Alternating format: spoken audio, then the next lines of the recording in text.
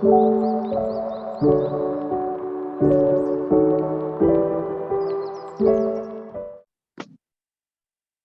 you so much.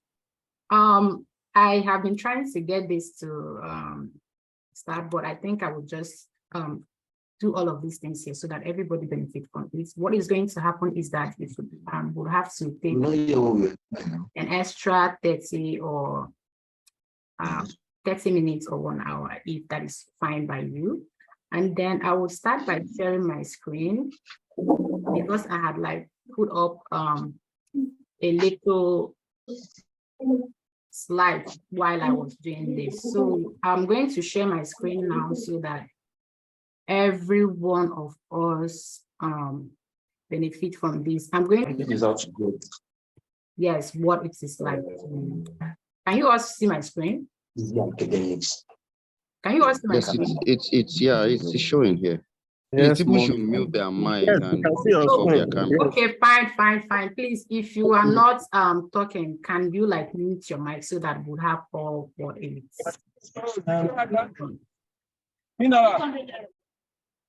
So our meeting is like cracking the code, securing funded MSc and PhD admission with your HND. And like we have all seen, Kemi secured a funded PhD program to study information technology at University of Cincinnati. And when it is time, I'm going to also call her up to talk about what that experience was like for her, right? So this meeting will demystify the graduate application process and provide some practical advice and tips to help you make your application stand out. So we'll also provide advice on getting started and what to keep in mind when considering school, especially with your HND. I would like for all of us to mute our mic if you're not speaking. That would be appreciated. Please, can you help us mute everything? Hello? Can you hear me? We can hear you. I say, can you help us mute everyone, please? Please, my co-host, Kemi, can you help me? I'm kind of like out of the Zoom interface. Please mute everybody.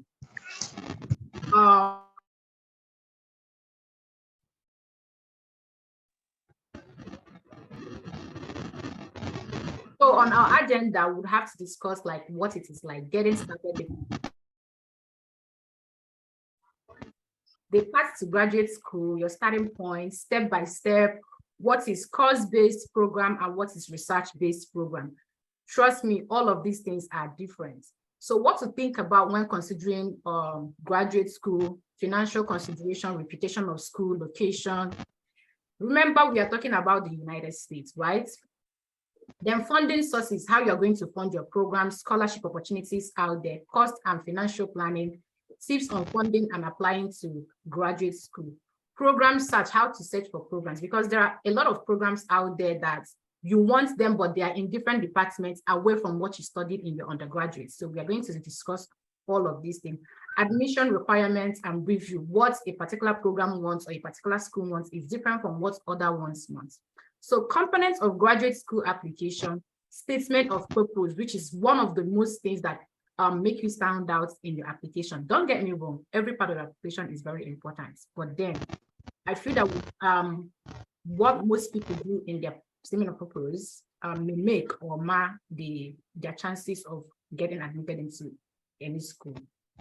Top tips in reaching out to potential supervisors. The short form for this is cold emailing. How do you reach out to supervisors? Top tips on how to grab their attention of a potential supervisor when you are sending out that cold email. Recommendation letters, interviews. So some programs will want to invite you for interviews before they even give you the final answer to their admission, if they are going to admit you or not. And then how to prepare for this interview, types of interview, what to wear, and then general tips on online application, how to navigate all this portal for online application, things to avoid for yourself. So we go on ahead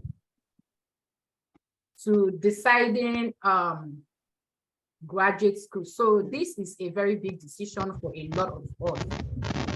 And then if you don't have a clear understanding of what graduate school is like or would be like, it is important for you to have the right reason. So for me to like demystify this, I'm going to say that a lot of us want to come to the US because of JAPA. Trust me, you have to go beyond that. Hello, graduate school is very, very tough. It is hard. You can ask Kemi. I mean, she's doing her PhD. I am doing my master's. My experience, two of us, our experience are very different from one another. But I put it to you that had been a PhD, especially when it is a research-based PhD, you would, God. It is not easy. Most of the time, you actually lose out your social life. You have to be extremely, extremely careful and considerate to want to map out time for your social life. So it is very important that you have the right reasons to come to the United States. You see, when I talk about JAPA, some people want to JAPA because they want to get out of where they currently are. But the thing is, when you are here in the United States, you have achieved that purpose. What is next? That is why you have to think clearly and have the right reason before you actually leave your home country to come and study or obtain a master's or a PhD in the United States. So these answers goes on, and it is very different from one person to another. So some of the answers would be that you have to be fascinated by any given field that you choose to venture into. Whatever it is, you have to be motivated. You have to be very passionately into it. Then answering that question that has been bugging you for years, there are people that they are very passionately curious about some things, right? Even in their field, if you study like political communication or political science or information technologies, public administration, there is something about what you are studying that would help you. So please, just for the sake of it, my speakers and co-hosts, if you can help me, if there are any questions, answer them on the chat, because I will not be available to do all of those things at once. I would appreciate that. Thank you. So another reason would be that you are desiring to be a part of intellectual or professional community.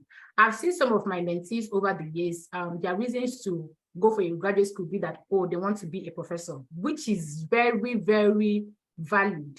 They want to join so journal, they want to develop a career as this or that. So reasons that go beyond the JAPA mode would help you when that frustration of graduate school comes in, because trust me, it is frustrating.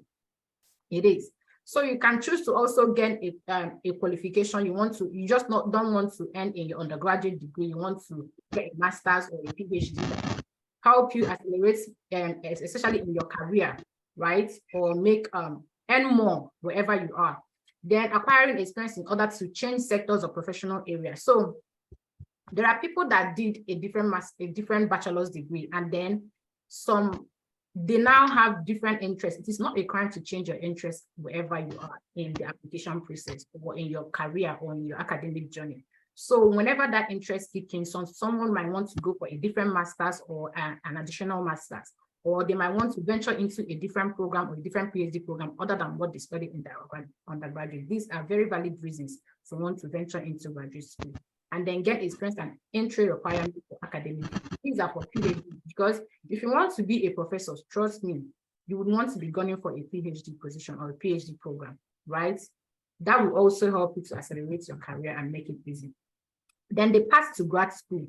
So if you are currently in academia, what this means is that if you are currently in school, if you are a current student in any polytechnic or any university, first of all, if you are in, I have some people ask me if this program is going to benefit people. In fact, you will be the biggest beneficiary of this kind of thing, because some of the things that I know when I have graduated, I wish I had known them when I was still in school, so that I can start way on ahead to do this thing. And some of us who are still maybe doing our master's or postgraduate degree program, this is for you. So it is very, very paramount that you connect with current professors. These people could be your future referees, because in your graduate application process, you will need recommenders. Do you understand? So you have to nurture close relationship with you, so that at the time that you want to include them as your referees. They are already familiar with what you're currently doing. They are familiar with your academic performance. They are familiar with research work if you're doing research. They are familiar with your goals. It is important for you, if you're in school right now, to build those relationships. Again, if you're in school, you have to look ahead and make sure that the courses that you are, and make sure that you take on required courses that would help you when you are doing the graduate school. Example is for somebody, I have seen someone who studied communication, for example, and along the line of their schooling, they now saw that they have interest in health communication, right? So what that means is that it is important for you to know what you want for yourself in the future, so that it allows you to maybe borrow courses from other departments. Maybe you go to the health department or biomedical sciences, whatever course you borrow courses from that field so that they appear on your transcripts. This way, when you present your transcript to the graduate admission committee, you understand your zeal and motivation to even be in the department other than what you studied in your undergraduate. So if you're interested in research-based program, consider doing a research placement. So research placement will be something like a research assistant at the if you're or someone that information technology or computer science or engineering or biomedical engineering or electrical engineering, mechanical engineering, public administration, business administration, name it. If you are interested in a research-based program, it is important that as you are coming out of school, you find something related to what you're currently doing. Go there and intern, be a research assistant. If you want to be a professor, go and teach, volunteer. All of these things will help you to prepare. So it will help you to not just also prepare, but also understand the nitty-gritty of what it is like to be in that particular field in the long run. So you are also going to speak to graduate students in your department, faculty, or university, so that they go through research night or graduate student panel. So when you hear all of their stories, like all of you are hearing our stories now, you know how well to navigate. I don't know what that is. You understand how well to navigate.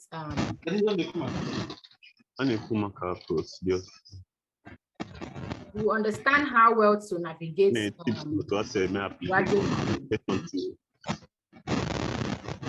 selection of courses.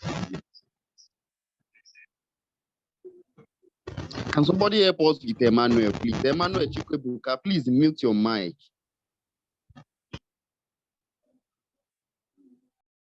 So now tips to graduate school continued. So if you are not currently in school right now, which I assume is the case for the most of us, if you're not currently in school, maybe you have graduated or you're currently doing your NYSC, you have like graduated, or it's been like 2, 3, 4, 5 years, 10 years that you graduated from school. The hope is not lost for you, right? So please, there will be time for question and answer. I'm trying to rush this slide over so that we can go on to the next thing that we have. So the top tip would be this: reconnect with your professors who could provide you reference letters and advice on graduate school. So I did this because from the time that I graduated to the time I applied for grad school, it was a period of 5 years, I think. So I graduated in 2016. I started my grad application in 2021/2022. That was like 5 to 6 years interval. I had to go back to school and reconnected with all of the people, professors and lecturers that taught me in school. Some of them might not even remember who you are because I was that student that was not really active in class. I always stayed at the back because I don't like to show my face. I mean, how time has changed. So think about which of your current recent work colleagues. Now, if you are out of school, managers that could provide you a reference letter or recommendation letter. Remember that it is not, most schools require maximum or at most or at least 3 recommendation letters. They must not all come from your academic side of your reference recommendation. So you can, especially some school actually would understand that you have been out of school for some time. So that relationship with your professors and lecturers might not be there. So they would understand this, and they would also accept what we call professional recommendation, which is people that you're currently working with. If you're working in a bank, they would accept recommendation from your branch managers, your colleagues, they would accept that. So think about that current work colleague or managers that can provide you with a professional recommendation. This is if it's applicable in the application. So reflect on what work and life experience that you can bring into the graduate program. So I know a lot of people that I'm going to go over this so that Micah will always also tell us about what it was like and how his experiences helped him to be selected in the program. Because trust me, the program that Micah is in is very selective. I think he's the only African. Think about what it means, the only African being admitted into the program. So his profile must have been very competitive for him to be admitted, only him. So reflect on what work or life that you are going to bring into the graduate program and also try to work on them. Utilize alumni resources. There are a lot of schools that have a lot of rich alumni resources that can help you. People that have graduated from this school, what are they currently doing? Where are they? I know a school, I think it's Futa. I know a school that they have that kind of alumni network. A lot of them are already in the UK, Canada, United States. So they reach out to all of those kind of alumni to help them navigate all of these things. And it will be very beneficial for you if you're coming from a polytechnic where you have a good alumni network. I mean, it is already very easy for you because these people have the same degree and qualifications that you have. So it's gonna be very easy for them to tell you what their experience or what it was for them to be where they currently are at the moment. So if you're a working professional, explore professional development support from your employer and consider tax benefits which may be available. So now if you're, I have some persons who are like maybe journalists, even while they are also applying for graduate school, they want to belong in maybe one part of the journalism body. Some people in accountancy, they want to go and do, is it ICAR or ACAR? I've forgotten. They write tests like that, belong to professional bodies in their field. So that way, when you are presenting your CV, it's going to be rich enough to push you out as a very serious candidate and also give you a very competitive application. So connect with thought leaders in your proposed field. They could be helpful. So one thing I always do, now look at me, like hear this part very well. You have to connect with people in your field. Use your social media very well. I don't know how to say this. Your Twitter account, your LinkedIn account. I understand that some of us don't want to put ourselves out there. I was that person right from class. I remember when I went to go and meet my departmental head of department. He literally asked me, "Who are you?" Because he could not remember me. I was not that active person in class. I've not been that person that wants to put myself out there, but it is going to help you in the long run, because one thing I've learned in this journey is that if you don't tell your story, nobody else will tell that story for you. So follow people. If you know that you are going to study, say, biomedical engineering, artificial intelligence, human-computer interaction, public administration, business, geoinformation science, look for professors in this field, maybe on Twitter, on LinkedIn, wherever social media platform that you can see them. Follow them, engage in their tweets, engage in their posts. That way you're going to stand out. I remember last year or last 2 years when I was looking for schools to apply, I followed some of these professors on Twitter and I was engaging in their tweets. So I think one of the time they posted something on applying to school or something like that. I was like, I'm interested. And this professor reached out to me and be like, hey, are you interested in our program or all of that? And then, but then the school, they don't accept HND, right? HND still happened again. So you have to make sure that you're on ahead of time. Look for schools that accept HND and then know how you are going to organize your step, be strategic about it. So this is a step that you would most likely create when you're applying for graduate school. Like I said, early stage thinking, you have to think way on ahead. Now, people usually ask, when is the best time to start? The best time to start is now, and that is why this meeting is actually in place. So you have to develop a goal and be flexible about your goal. You don't have to say, oh, I must study computer science, right? There are so many subfields in computer science. There is digital media in computer science. There is cooperative social network. There is human-computer interaction. There are so many parts of computer science, data analysis, business intelligence. There are so many parts of it. So you have to be flexible with your goal, just in case this one doesn't align with yours, you can also move to this one. So you have to research grad school, or even if, because I noticed that some of us might still be undergrad here, so or maybe going into like they want to go into college. College is like undergrad here. So what research topics interest you? This is for research-based programs. What research topic interests you? What do you want to do? What do you want to discover? Trust me, grad school is all about research and finding solutions to problems. So which program best suits your career goal, right? This is what I said earlier. And then who could be your recommender? Who could be your referee?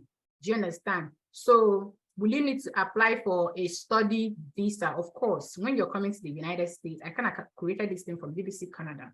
So when you come to the United States, you have to apply for an F1 visa. So there are other things in the line. I'm going to like share this recording so that you go into it deeply. So things that strengthen your chances. So there are test scores. I did write the test, the English language test and GRE test, but I didn't use them. So we're also going to hear from all of our speakers today to understand their experiences with all of this. Then types of graduate program. We have research-based graduate program and then course-based graduate program. So what I've also noticed from my experience is that research-based graduate program are basically research-based, right? And they are mostly PhD programs. There is also like industry PhD too, but then for masters, there is research-based masters and there is also course-based masters. So the difference is that research-based master, there is in-depth research that contributes to new knowledge that is available to your peer or public. I've done 2 semesters here in the United States, and in all my 2 semesters, I've only written 2 exams out of 6 courses. 2 exams out of 6 courses. The remaining 4 courses, I wrote papers on all of them. What this currently means is that my master's program is a research-based master's program. And then you have to understand this before even going for your graduate program. Some of you don't like to write. Some of you like to, some of you don't like to write. Some of you like to just don't want anything in academia. You want to work in the industry. It will do you well to understand what type of master's program or a PhD program you're going into. Do you understand? Trust me, if I want to go into the industry, I want to go for a course-based master's program, because what course-based master's program do is that instead of exam or instead of telling you to write papers, you're going to be given a project. For example, someone doing a computer science, doing master's or PhD in computer science, and if it is course-based or industry-based, instead of writing papers on how people interact with computer machines, you're going to actually develop projects, like real-time projects. Sometimes they're going to merge with companies to solve real-world problems. That is the difference between like a course-based program and a master's-based program. And then there is also like flexibility in length of a research-based program, because sometimes if you're in a research-based program like a PhD, sometimes they will tell you 4 to 6 years. It means that some people finish in 4 years if they are fast enough, or sometimes they transfer some courses from their master's program. Some people can finish as high as 6 years if they are not too into their program. It just depends. So we have course-based program, like I have also said. Course-based program, you will see most of this course-based program in some courses like MBA, Masters of Business Administration, Business Intelligence, Data Analytics, Information Technology, Industrial Engineering, Biomedical Engineering. So for people in the health industry, it is very important for you to also know this, because when you go for, say, for example, chemistry. So chemistry, there is an industry part of chemistry, and there is also the research part of chemistry. So you also must have to understand the difference between these 2 types of graduate program for you to know the ones that you're applying to. Then what to think about when applying to graduate school? You have to think about your goal, type of graduate degree and study, school reputation, facilities, lifestyle, location, funding, and scholarship opportunities. So right now, I would want to call on Kemi to talk about this slide for us while I go. Thank you, Amaka. Thank you. So I can't seem to come on video. Can everyone see me? So please type yes. Don't unmute yourself, please. Thank you. Can you see me? Yeah, I think they can see the screen. Okay. So when considering grad school, you have to define your goals. Like, this is not a case of I want to japa from Nigeria. You have to have something deeper than japa at the end of the day. What are your goals? Are they clearly defined? When you define your goal, that is when you can start working towards achieving it. What type of degree do you need? Are you going for a thesis or a project-based master's, like Shia just said? If you are going for a PhD, just know that you are going to be doing research. Like, there's no two ways about that. Here, there are some doctoral degree that are for professional PhD. But even in that, there is an international conference I attended 3 days back. I met some doctoral students, like they came to present their research. And this is supposed to be an industry-based PhD. So once you are considering PhD, whether you're considering the doctoral PhD or you're considering the research PhD, just know you're going to be doing research. Now, school reputation.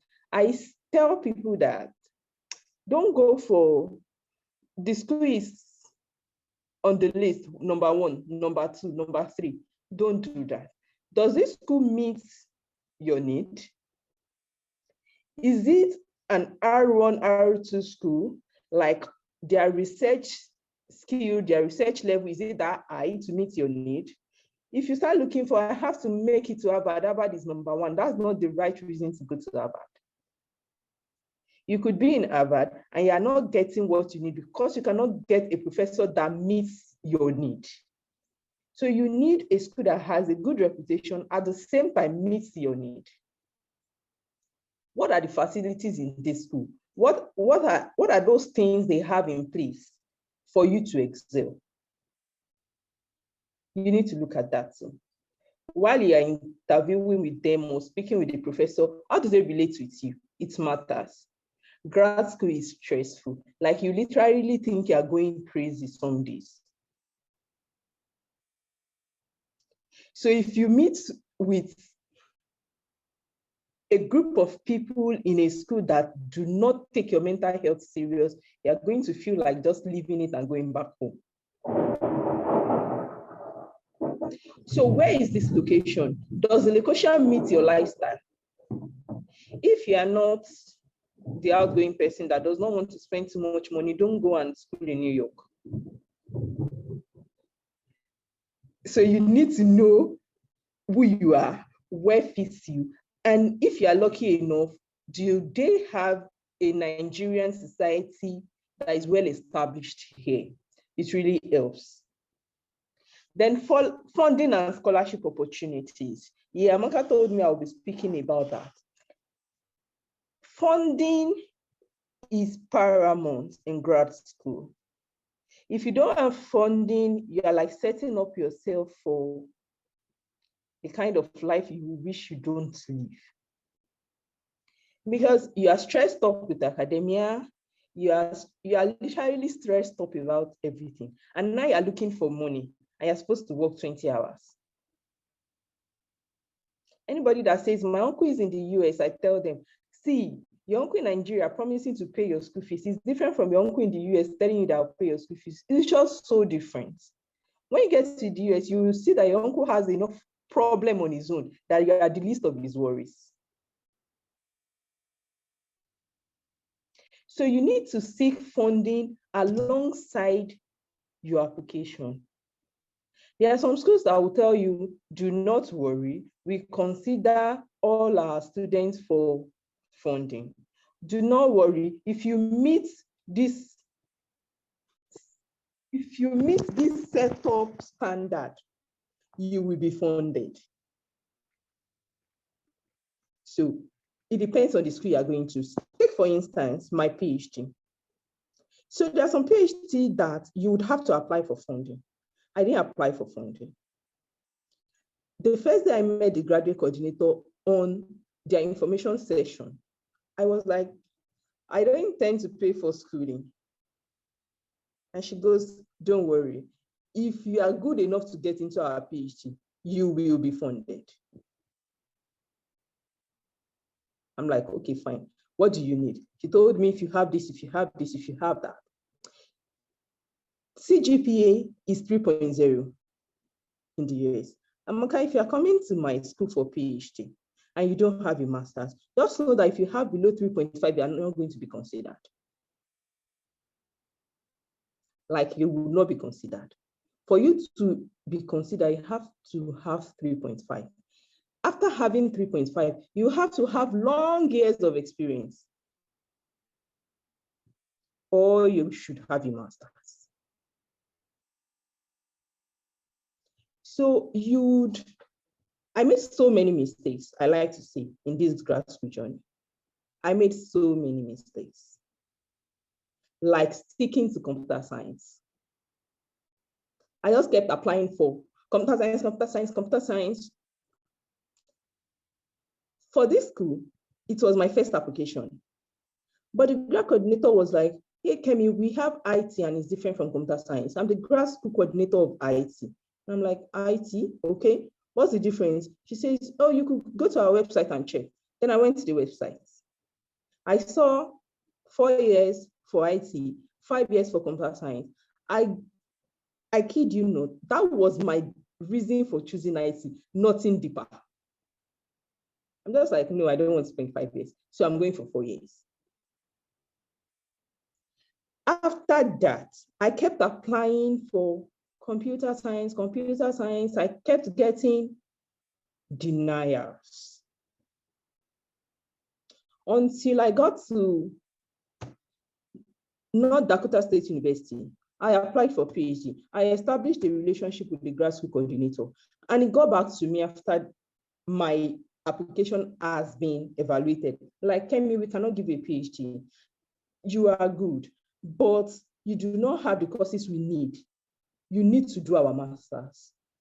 So I got rejected because I do not have the courses I need for PhD computer science, and no school gave me that feedback until North Dakota State University. Imagine if I had widened my net, applied for human computer interaction, applied for informatics, and you understand. So you need to widen your net.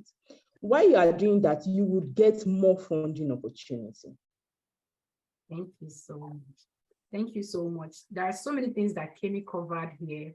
The need to establish a relationship and the need to widen your horizon. That was what I said in the beginning about being flexible.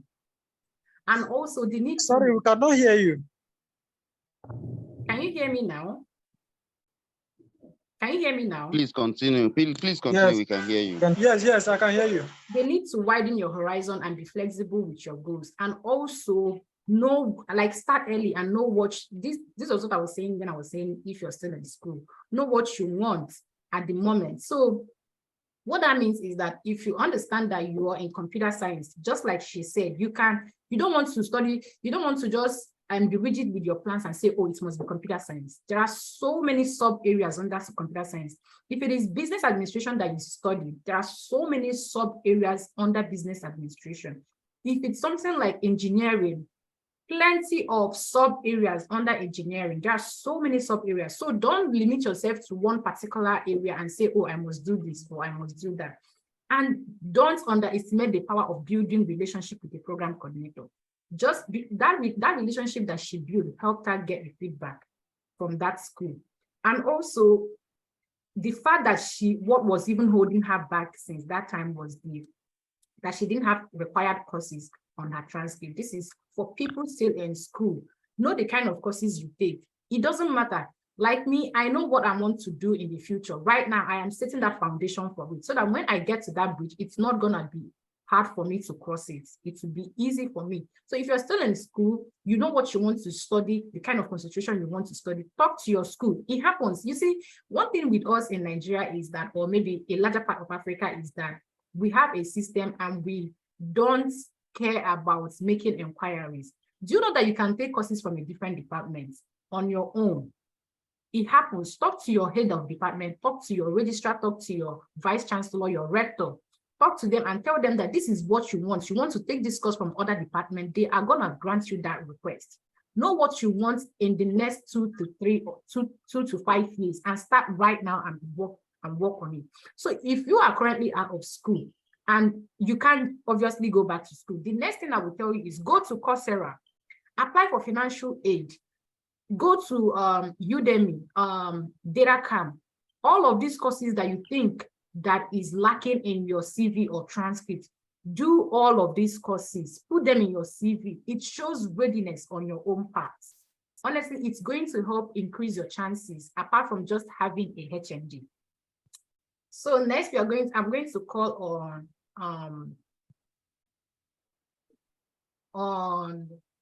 okay, I will be speaking on this. So reaching out to prospective supervisors. Now, the short form of this would be cold email. We call it cold emailing. So why not every school needs it, especially for PhD programs? For some reason, some master's program would also need this. But what I say, the general rule of thumb is that I like to do cold email and advise people to do cold email. Even outside academia, cold email has helped me. Do you understand? Even when you're looking for jobs, cold emailing has helped. Cold email is not restricted to finding professors. Cold email is even when you're looking for jobs. But now let's talk about the thing at hand. So cold email helps you to establish a relationship, right? And then another thing I want to say is that you have cold emailed a professor does not really sometimes guarantee admission, because sometimes that professor might not even have the kind of influence, that kind of clout or influence on the general admission table, but it makes it easy for you, especially if they are looking for students. There are some schools that you go to and they tell you, they go to the faculty page or people page. You usually see it under every department. Then they'll tell you that so professors are looking for students who are this and that. So when you see that kind of stuff, I would advise that you reach out to these professors, be clear and concise, tell them why you are reaching out to them, what made you got interested. Another rule of thumb is that you have to be familiar with their research. It's not just, I am interested in business administration or public administration. I'm interested in engineering or geoinformatics. I'm interested in industrial engineering. So what? Why are you emailing me? You read their work. You have to read their work. Be familiar with what they are currently doing. Read their work. Point out something that could establish a connection between what you want to do and why you want them to be a part of it. You also have to tell them what you're bringing to the table in their lab. Because, hey, as much as they are your advisor, your sources also play a role on their reputation. I want you to know this and know this. If they are going to supervise you, they must want to make sure that you're a serious student, because if you succeed, it is going to tell on their reputation as being good supervisors or good advisors. So if the faculty is open to new students, contact them their preferred way outlined on the side, and then use something like supervision inquiry from on the graduate school profile page. So when reaching out to them, describe your background and interests. Do you understand? You're coming to grad school for education, so your interest may not fully be formed.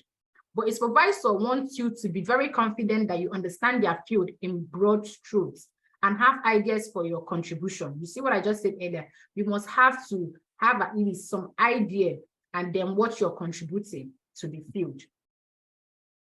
And then tips in writing cold email. One of the most mistakes that a lot of us potential applicants make is that we like to send generic content. So I saw that in one of our groups where someone they were copying and pasting. They even copied the name of a previous professor they sent that email to and sent it to a new professor. What does it look like when I am Amaka and someone said, "Dear Michelle, hello"? It is copy and paste. You have to personalize your email. Sometimes we can be intellectually lazy not to produce a fresh email. But at least before you send an email, make sure that you tailor it to that particular professor. Don't copy and paste and send it to so another thing is that these faculties, these professors, they know themselves. They have a relationship with a lot of them. Do you understand? And when it comes to that, making that final decision, what does it look like when you have contacted like 7 to 8 professors? It is no longer interest, that is screaming desperation. And especially if these 7 professors don't have anything in common, you're a confused applicant, my dear, and they're not going to accept you. So you have to do your homework and look at the ones that you are interested in. Craft your email to them specifically.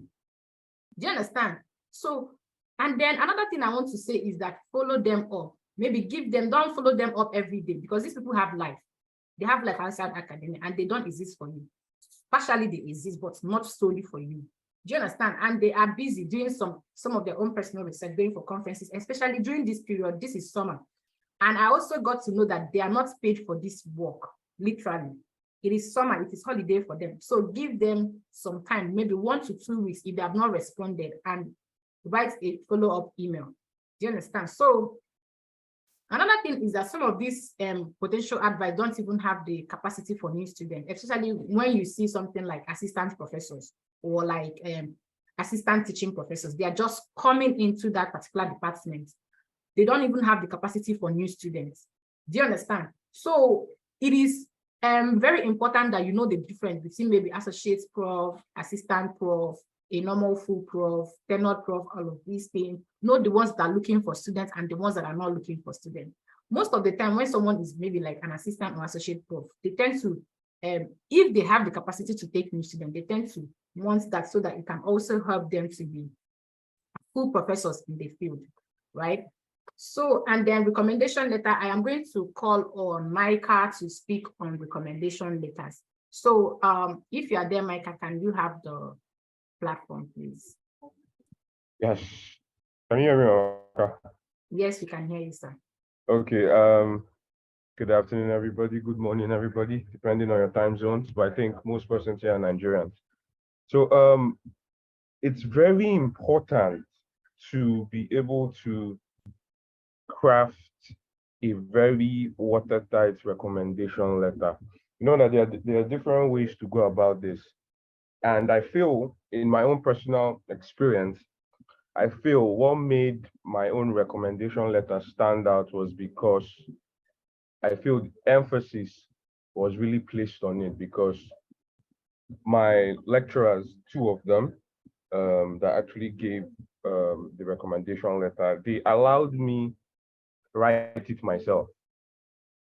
You understand? They said, Micah, come up with something, then send it to us, we'll go through it, take out some things or add some things. You understand? So it's if I was advising anybody who is currently in an undergrad program at the moment, is get close to some of your lecturers, get close to, if possible, your HOD, because many people today do not have that relationship. There are many people that are stuck in the process that which lecturer would I meet to help me write a recommendation letter? You understand? But building relationships over time can actually be very helpful when it comes to this journey. So just like what is on our screen, saying that we should think about the people who we can speak about your work and your promise in the fields to which you're applying. Consider people who know you and your work well and who are ready and willing to write a strong and well-informed letter. If it's not strong enough, I feel that's where you may not necessarily cross the finish line. I know one of the issues many people have is they just trust that their lecturers would write something good for them, and they waive the right to see it, and you just pray and believe that everything goes well. One of my friends who also applied, I think, to different schools, when she visited the school to see a copy of one of the recommendation letters that the lecturer wrote for her, you needed to see it. It looked more like an affidavit than a recommendation letter. I'm telling you. And when she sent it to me, she was like, maybe this is why I'm not even getting accepted. So it's very paramount that you should be able to, if you can, write it yourself. If you cannot, try as much as possible to see how you meet the right people to write it for you. Because if it's somebody that doesn't take his time I wish there was a way I can share a copy of my own recommendation letter that one of my lecturers wrote. He went deep in talking about the kind of person I am. It wasn't generic. It was, if you read it, you will feel like this person is describing this person like he has known this person over the years. So try as much as possible to find the right balance between someone who knows you best, especially in the office. I think one of my recommendation letter came from one of my colleagues, and he actually, when he was done looking at it, he actually gave me and said I should also go through it as well. So you can also use that route and just try it. See, if you're on this call, you should just know that Kemi's story is an inspiration. Amaka's story is an inspiration. And believe you me, last year, I still remember I messaged Amaka 4th May 2022. Before I met Amaka, it wasn't as if I had grad school in mind, because you know that in Nigeria, before you want to do anything, you would actually, how do I put it now? You would actually have to plan ahead, you get. But when I looked at Amaka's success story, knowing that Nigeria PGD, it's like 1 year, some cases 1 year, 6 months. Intermittently, we have strikes in between. I'm like, no, if I want to do grad school, I have to get a direct master's. So just like Amaka gave her own experience, she had to go back to build that relationship. She had to go back to make sure, that everything added up and it worked for her. And it also has worked for me. It has worked for Kemi as well. So we should try as much as possible to have that. Next slide, please, Amaka.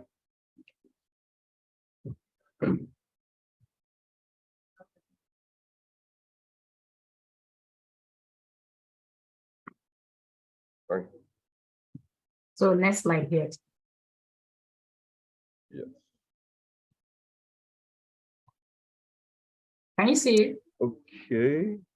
Yes. Okay. I should take, Yes, handle this part. Okay. So act early, give them plenty of time. See, when I'm giving my own instance now, I actually started preparing for May of last year, and before I started sending out applications, it was in December of last year, because it's not as if I couldn't speed up the process, but I had to make sure that everything made sense. My SOP, there are some of my friends on this call that know that I wrote my SOP for more than 3 months, or more like it was going through one review process or the other. My recommendation letter, even when I wrote it and sent it to my I didn't tell them to hurry or anything. I gave them time. And at the end of the day, it came out well. So if possible, offer to meet in person. Tell this lecturer what you want to do. Tell this referee of yours what you want to do and how important it is for you. So it shapes their mindset. It shapes that they know that this is important to you. You may also need to remind them of a specific paper, project, or experiment you worked on during your time in school, so that they can actually highlight it. Because one of my own referees, who was my project supervisor, he actually highlighted my research paper or my project in the recommendation letter, that we both worked on this research paper together. So that actually boosted me as well. So tell them that this is what you want to do. It's not, don't say you want to jackpot. That could be a red flag. You can meet a lecturer that say you want to leave media. Just tell them that this is what you want and this is how you feel you will get it. Provide details, documents, and any other information they may need as reminders to help write the grade letter. For research-based degrees, include a brief summary of your intended research. You can give them that information, tell them this is the area you want to focus on. Like myself, my focus is non-profit management. My course is public administration. I'm actually very passionate about non-profit management, and that's why I'm venturing into that field or that concentration. So if you feel comfortable discussing with the referee, consider which one of your qualities, qualifications they can speak to most effectively. Um, your research abilities based on a particular paper and everything.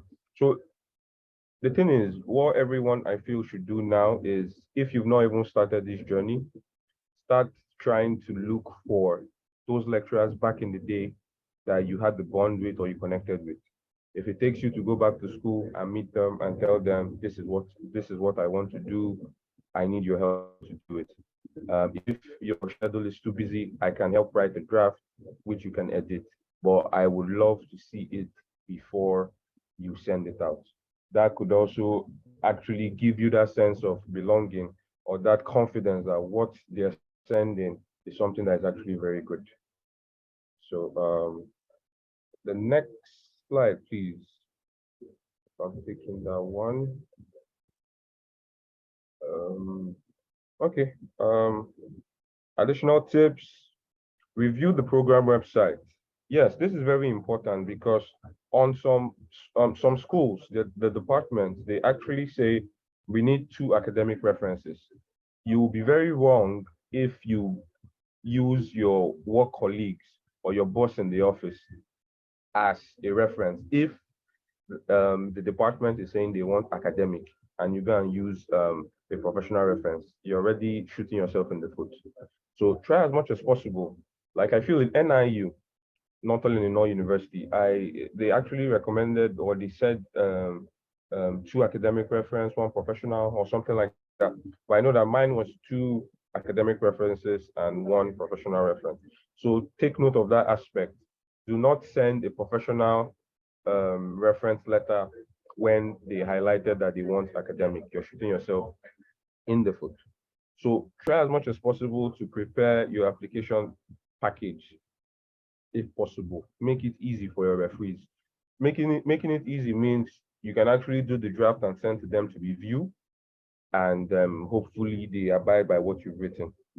Ask them what they think would be a great graduate.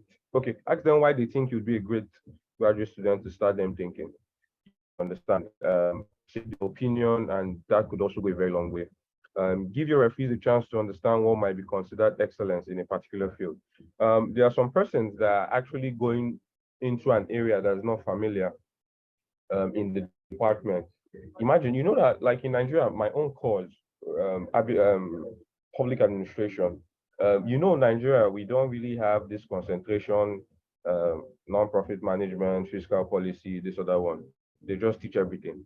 You understand? But seek for their opinion and say, okay, this is the area you want to go into. It's uncharted territory. What do they think? And it could also help you to scale through grad school as well when the time comes. Um, if you're asking a referee to write a letter who is not very familiar with North American University, explain some expectations to them.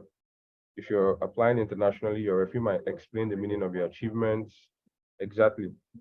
Um, the way your recommender can speak highly of you is your grade, your research, who you are as a person. Don't underestimate all those factors. If they speak highly of you, I feel the admission committee will also see that this candidate is fit for this program. Provide them the opportunity to say no. You want to be sure that they have the time and knowledge to provide a strong reference. Do not rush or do not seek to be desperate. Do not be over desperate. Believe you me, one of the journeys when you're going through all these procedures for application and everything is that you have the likelihood of someone saying no. You understand? So if one of your lecturers says, I'm not recommending you, look for someone else and see fit that that person writes you the best of reference.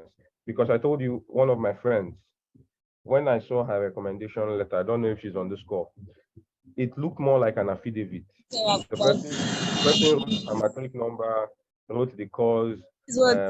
I've known her for 4 years. She'll be a good fit for your program. Thank you. Less than 1 paragraph or less than 2 paragraphs. And imagine you being up against someone else who has a solid 1 pager that speaks highly of the candidates, their research paper, their project topic, their grades and everything, who would they pick? They would definitely pick someone who has more fluidity and more strong recommendation. So that's just it. So Amaka, am I taking the next one? Or So the next one, we want to call okay. our next Thank you. speaker, Sean. I don't know if you're here because he had a break in transmission earlier. So I would appreciate if you are here so that you can take on the mic and then speak on this slide. Thank you. Amaka, please look at the comment section now. You say we should type message. We are doing just that. You are not replying. Okay, sir. Please, Kemi and others, please, can you help me? It's kind of like feels like I'm doing so many things at the same time. So I appreciate extra help. Okay. Are you there, Kemi? Are you there, Sean? Yes, I'm here. Okay, Mr. Polyboy, can you speak on this slide for us? All right. So let me just start with what everybody has started with. Good morning and good afternoon and good everything to everyone wherever you are. All right. So let's just talk about the online application. So let me just start from where Mika started the other time. There is no need to rush. Yeah, there is no need to rush. If you rush and sound desperate or something, you might just be shooting yourself in the leg. So try and make time to explore and try to understand how the system works. And one general thing about North American application is just to let you to know that majority of the application comes in the fall. And then most of the schools, if you're applying for one semester now, or let me just say a session, you have to start preparation and application a semester before. So let me put that into concept. That means that if you are applying for, say, Falls 24, like Falls 2024, that means you should have been prepared to submit your application by Falls 23. There is always a year ahead to plan. So that means you have to take your time, get all of your documents ready, your applications ready, and be ready to do it 1 year before. So I'm referring majorly to the falls because most schools they kind of accept more applications during the falls because the falls is like their own first semester. So there are other semesters. There is a spring, there is winter for some, and so that is it. So try and take enough time to explore all of the online application. Majority of them will ask you to use your email, create an account, do some minor registrations, blah, blah, blah, and blah on the platform. So you need to have time to do all of that. You need to put in time for putting in names of your recommenders and, try to get around the system just to know how the application portal for each school works. Some schools we ask you to use some third-party apps like, Common App. Some of them we ask you to apply directly on their website. It's always still the same. So just try to make sure you have enough time. And that's one of the reasons why we're having this webinar now. So if you are preparing for next year, say August for Falls 24, then you need to start preparing now. Now is the best time to apply, to prepare. So try your best, explore the system early, try to check around it. In fact, I think I learned that the hard way. The moment you hear that, the moment you hear that the application system is available for you, or you can start your application portal, just go straight up. Go straight up, go and create your login, create everything that is there. Get an idea of how their school works. Each school sometimes can be dynamic. There are some schools that I applied to that they said the recommendation letter should be sent to them by email. Yeah. And there are some that majority of them just said, oh, create a portal and then input the names of your recommenders with their emails and their phone number. Then they will send them a mail for them to send in your recommendation letter. But if you have not explored their system earlier, you may not know. So these are the things I think the moment you hear that each of the schools are done for the application session, try to go there, open an application or log in, try and check out the details they require and how they require it. Then ASAP, try to check out all of the documents. That will save you a lot of, time and stress. Very, very important. So also prepare to answer questions.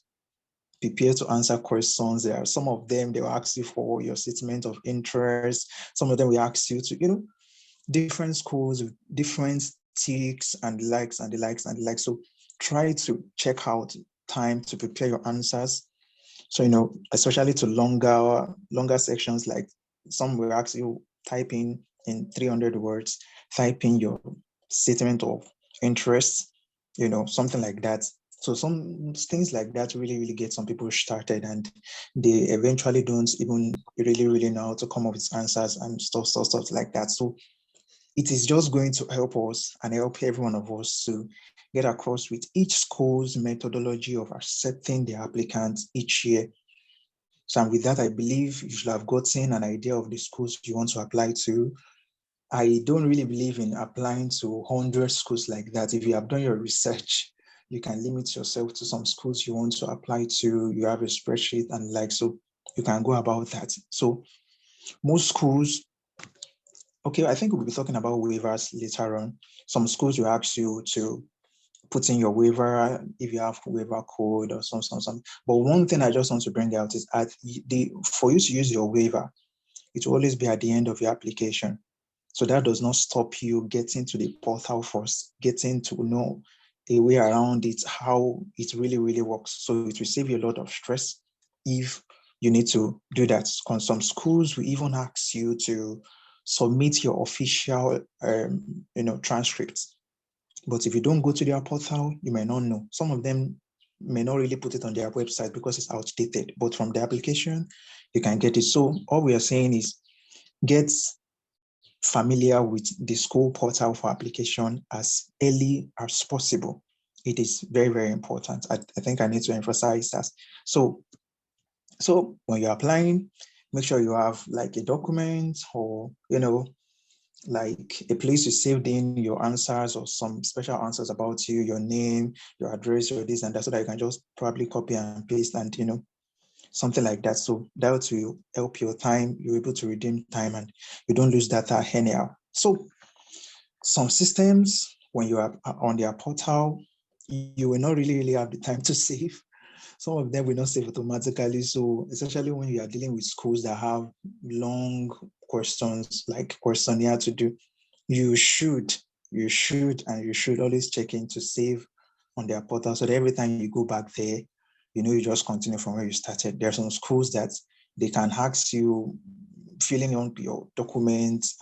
Filling up your details on their portal can take a while. So you need to save and that. So that is very important. So, and this, I think I'll round off this on the slide, I guess. So plan to always submit by application, the deadlines. And I think for everyone that is going for any grad school, you should be able to know what deadline is. Each school will have their deadline, and you should be concerned about priority deadlines. Priority deadlines are the ones you don't want to miss. They're actually the ones that really, really talk about funding. So some schools will say, make sure you drop your application by December 15 to be considered for priority deadlines. Some will just say, make sure you submit by January 1st to be considered for priority deadlines, especially most schools, I think, will go for December 15 of each year for fall admission. So you need to be careful of those deadlines and make sure you submit your application towards deadlines.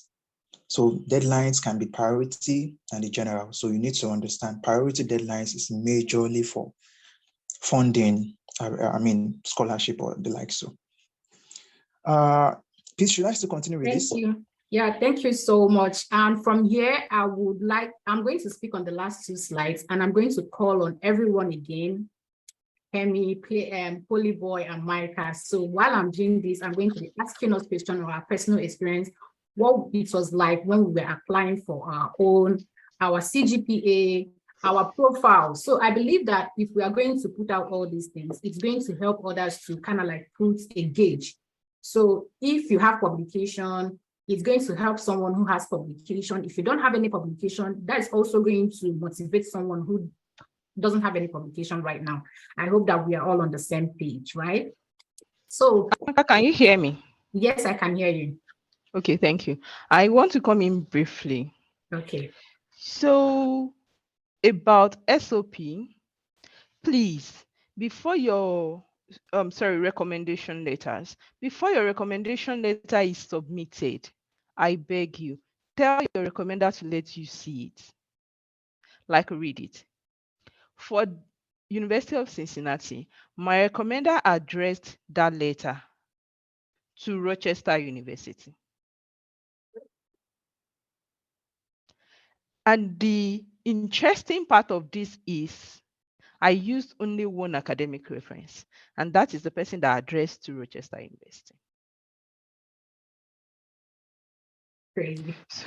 So you need to read your letters before you start going out. So you don't like, I did everything I'm supposed to do. Where did we go wrong?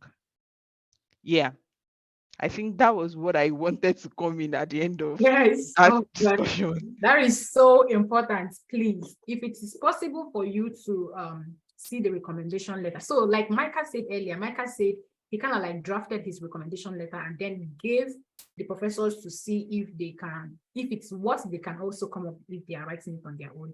That is also one way to go about it. If you're leaving this if you're giving them full authority to write this recommendation, please, it is also very paramount that you see the content of it, if it is possible, so that you know that they are addressing the right thing, they are addressing the right person, and they are addressing the right part of you. And just like Polyboy mentioned, like, you know, I think Micah mentioned that, you know, sometimes you might be doing computer science like Kemi did, and then she's now going for information technology. Maybe the person that is writing that recommendation letter might not know really what her own part of information technology entails. So it is paramount that you see all of the contents of the recommendation letter so that you know what they are. If they are referring to your career goal, you know that they are referring to the right career goals that you mentioned to them. So that's like the proofreading part of it. And then Polyboy mentioned something about application fee waiver. We are going to get to that, but it is very important that all of you, by now, I assume that what everybody will be doing now is to getting a list of school. From what we have discussed earlier, you should know what you're going to be looking at when you're getting a list of school. Like Kemi discussed earlier, place, facility that the school has, the kind of program that they are offering, the location. If it's a location that, there are locations that is very cold, like the northern part of America is very cold, like my own part. When you see snow, like I remember when I was applying, I wanted to go to a place that would be having snow. It's not all part of America that snows, you know. So, but I specifically wanted a place that had snow so that I can have that experience. But right now, if I had experienced snow before coming to America, trust me, I would not take a part that has snow because it can be depressing during the winter. Last year, I didn't understand what depression was. I kid you not. You know, when we talk about depression in Nigeria, we don't really feel there is a difference between knowing a word and adding feelings to that word. You will not understand. So last Christmas, it was so dead dry. When you look out your window, everywhere is white. There is no green leaf. There are no people on the streets. There are no cars. It was so depressing, and you would be stuck inside. The worst part of it is that when you go on your social media app, you see people uploading, they are killing salami, they are killing chicken, they are in their village enjoying it to add to the depression, guys. And you will go to your phone. That is, your phone should be giving you some kind of company that period because you're not going anywhere. But it will be so depressing because you're seeing all of these things and you can't even go out. There is a difference between wanting to go out and you can't go out than there is no option. You can't even do it. So during the Christmas, it's mostly depressing here. So you want to make sure that the location meets your lifestyle. If you're not the cold person, you might want to go down south. Down south is like places like Georgia, Texas, Florida. These places, they don't normally see snow all the time. Even if they see snow, it's not like extreme weather like all of us up north here, right? And then check places that have a good African society, so a good number of Nigerian society. This is very, very paramount. I remember when Micah got a lot of admission, up to like 8, I think. And when he chose my school, one of the reasons that he gave me was that he has someone like me and every other person. And now, trust me, it is making it easy for him, because there are so many things that he would be confused. He would ask us and would tell him. And there are so many things, like maybe looking for an apartment. I would literally tell him, okay, when I am off work, I would drive to that place and check out the apartment for him. When he comes here, it's going to be very easy for him to settle down. I'm not saying that you must come to my school or come to chemist school or any other person's school, but it is very paramount that you are applying to a school that have a good Nigerian society. It is going to help your settling in. Then let us go to our last two slides. Then we talk about, from here, we are going to be infusing our personal experiences and what it was like for us to meet deadline, because I know all of us took rejections at one point or another because of our HMD. So we are going to like explore what that experience was like for some of us. And then what our profile was like. You know, like in the Polytechnic, we use 3 points, or like upper credits, lower credits, distinction, all of those, what that experience was like for all of us. So these are what the graduate admission committee, they are looking for in all of the documents that you submit. You must have a strong academic achievement, like your CGPA. So for me, I had 3 points, I forgot, 3.4 or 3.8 on a scale of 4, right? That is upper credit, but it was shaky upper credit.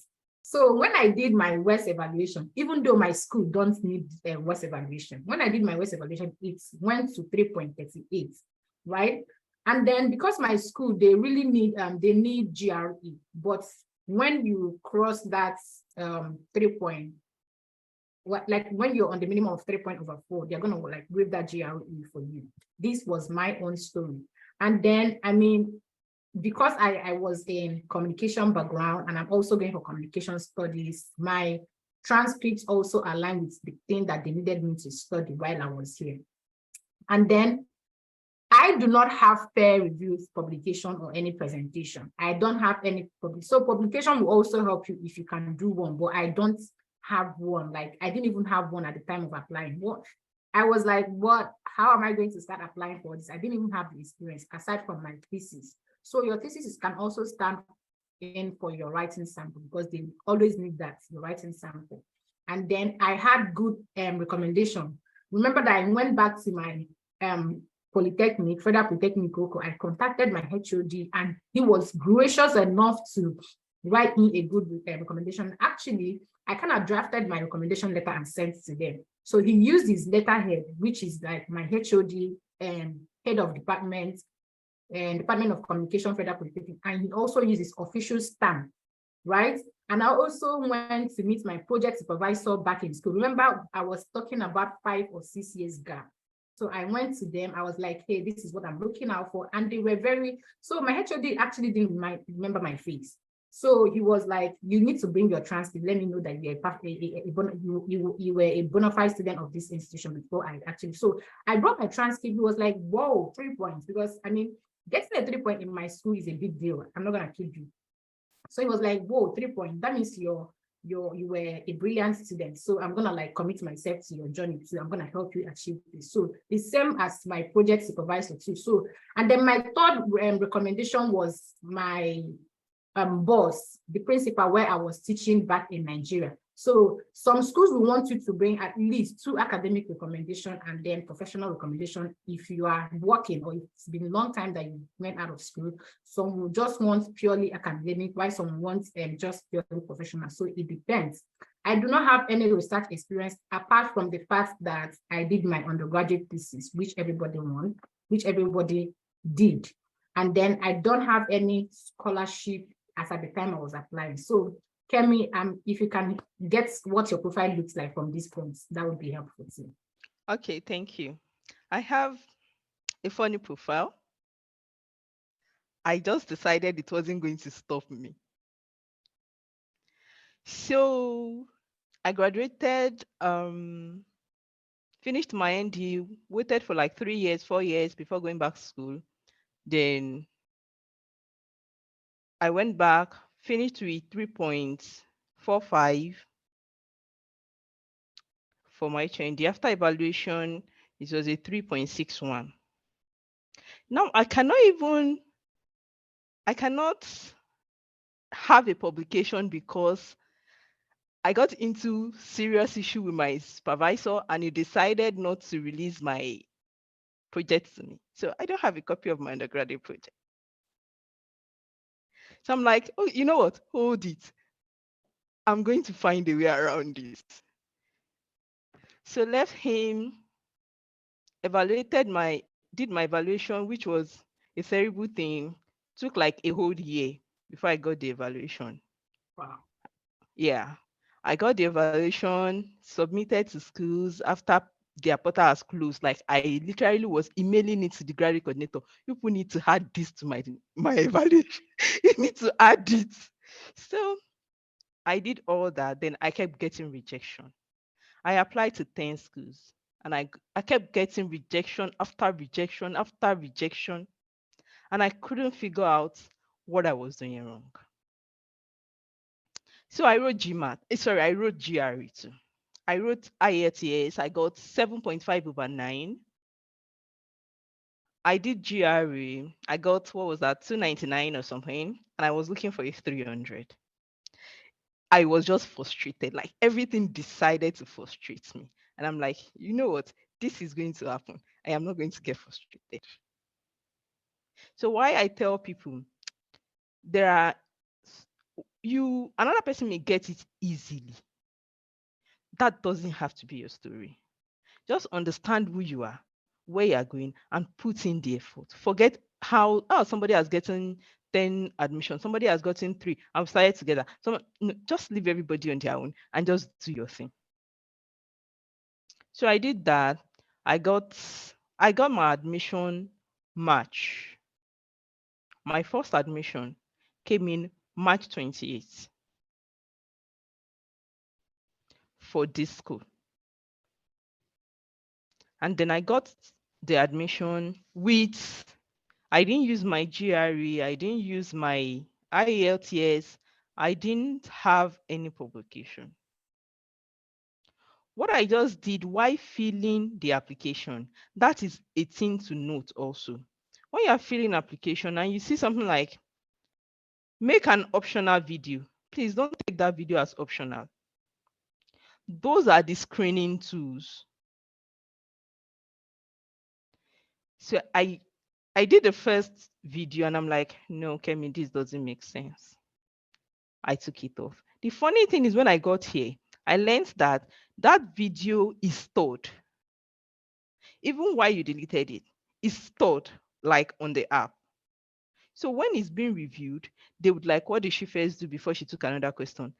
Listen to this and listen to that. But you will be evaluated on the last one you submitted. So I'm like, this is not good enough. My husband says it's good. There was no much issue with it. What is it? I'm like, no, don't worry. I want to do another one. Then I took that off, did another one, submitted. A friend we were applying together was like, Kemi, you did that video. No, I couldn't do the video. What type of question was that? I told him, see, let's just do it. Before they gave admission, of a note, I am the only Nigerian that made it into PhD in my department. Like I am the only Nigerian.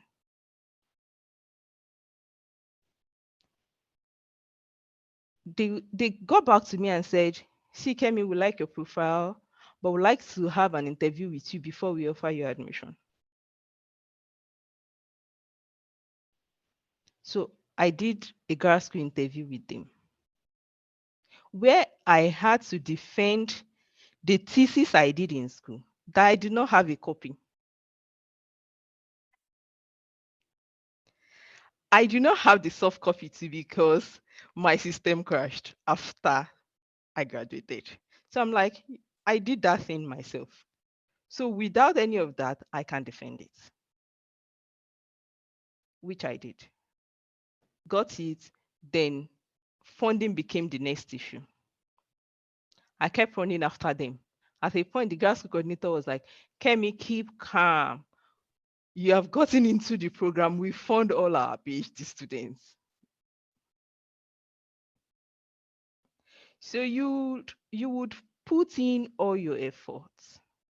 When North Dakota State gave me their master's in computer science, I told my mentor, like, should I consider the master's? I can push for the funding. And she was like, do you want to do master's? North Dakota State is very cold. I'm like, cold? No way. I am done. I am not interested anywhere that is that cold. So these are things you consider. Then I came to Cincinnati without knowing anybody. I don't advise people to do that. You don't want to be in that position. Like, literally, like you said, Amaka, in Nigeria, we don't understand what depression is. We just know the word.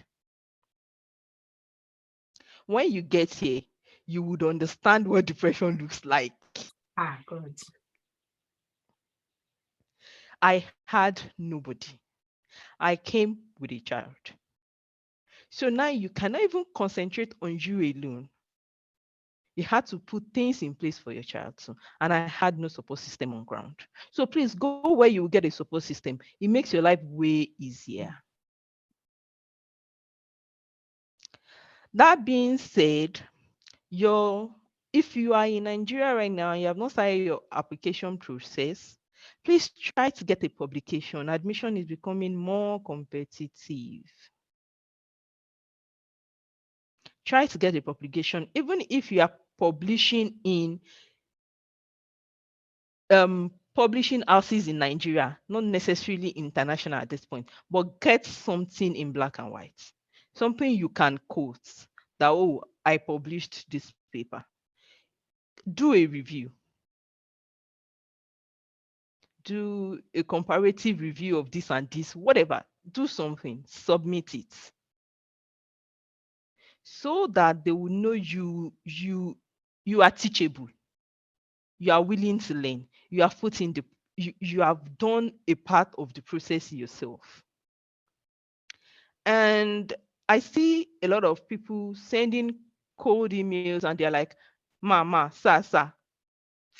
It's kind of a turn off. It makes you look like somebody that is a bootlicker. And nobody here wants you to lick their boot. They just want results. So don't do Mama Sasa. If the person is a PhD or that Dr. Sususu, and you're done. Good morning, ma. It's our Nigerian thing. Don't ma anybody here. Don't good morning anybody here. You do dear so, you do hello so, and you're done. Basically, I think that is where we are. It's interesting jumping from HND to PhD, but it is stressful. You need to like understand that you are jumping stages and it's going to affect you. Being able to tell yourself that it's going to affect you means when it starts affecting you, you are not like, my village people is after me. No, your village people is not after you. It's just that gap is a bit wild and it will take you a while to cover it up, considering that you are going into a new culture entirely. They do their things differently. And I told you, Amaka, one day that if you are a graduate assistant, you really are enjoying your life. Compared to when you are a teaching assistant. I am. Oh my God. Like, the students you teach or you grade can literally drive you mad. And it's not like Nigeria that can get pissed off and raise your voice on someone. You just have to keep your cool and like, you know what? Sorry, I understand your frustration. This is what is happening. When you're frustrated yourself. It's that bad. So yeah, it's crazy. You would get here. That's why I say there must be something pushing you more than your jackpot dreams. I tell people I never had a jackpot dreams. Till now, I came to the United States because I wanted a better sane system for my child. That was the driving force. I was like, you know what?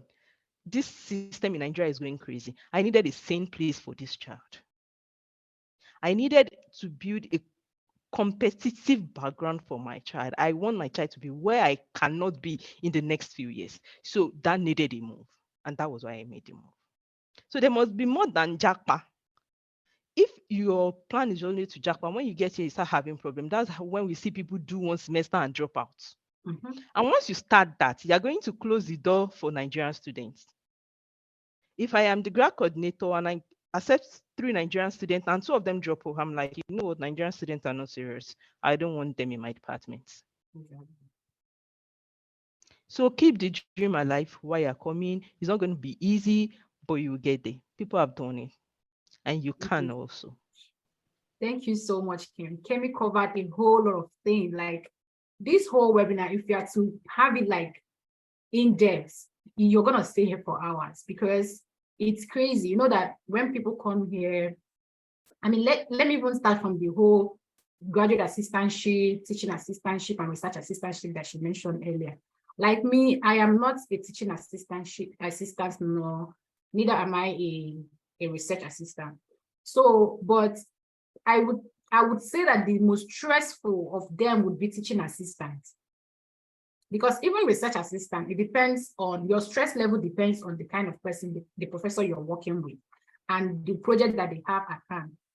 And then also, even as a GA, the stress level would be compared to what you have to work in the office. But then why I say that the graduate assistant is, being a graduate assistant is the least stressful is that we work for 20 hours, right? And for me, after I finish my work in the office, if I have 5 hours to work, at the end of that 5 hours, I leave everything in the office to focus on my life outside. And when I step outside of that office, I don't even reply to emails because that would mean working outside of my office hours, right?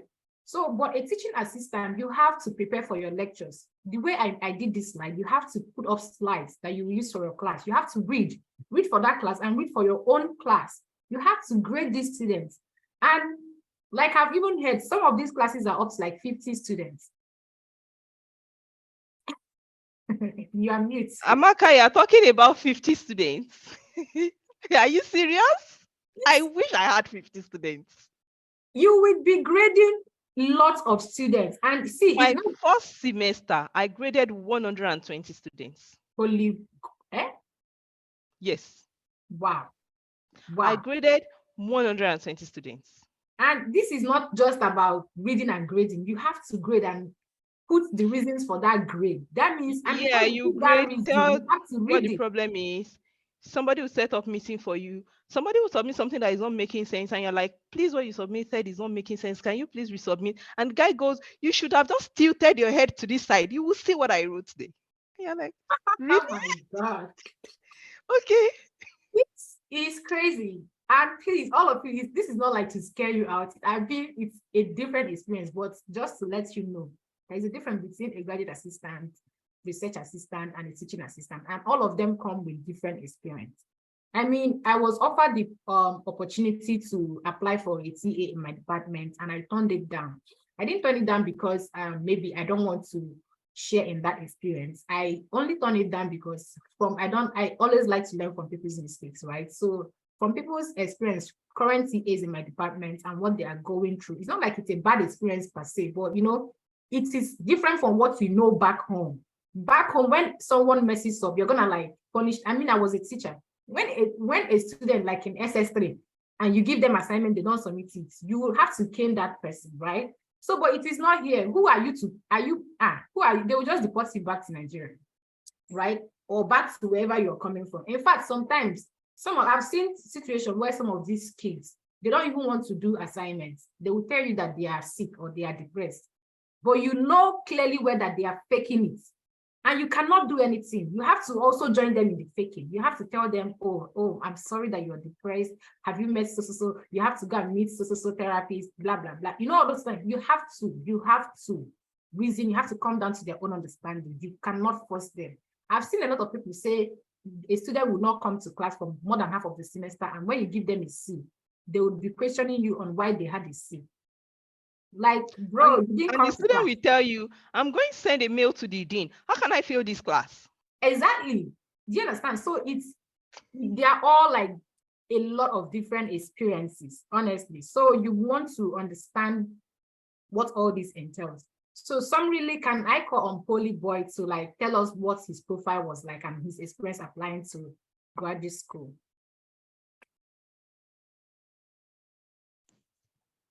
All right.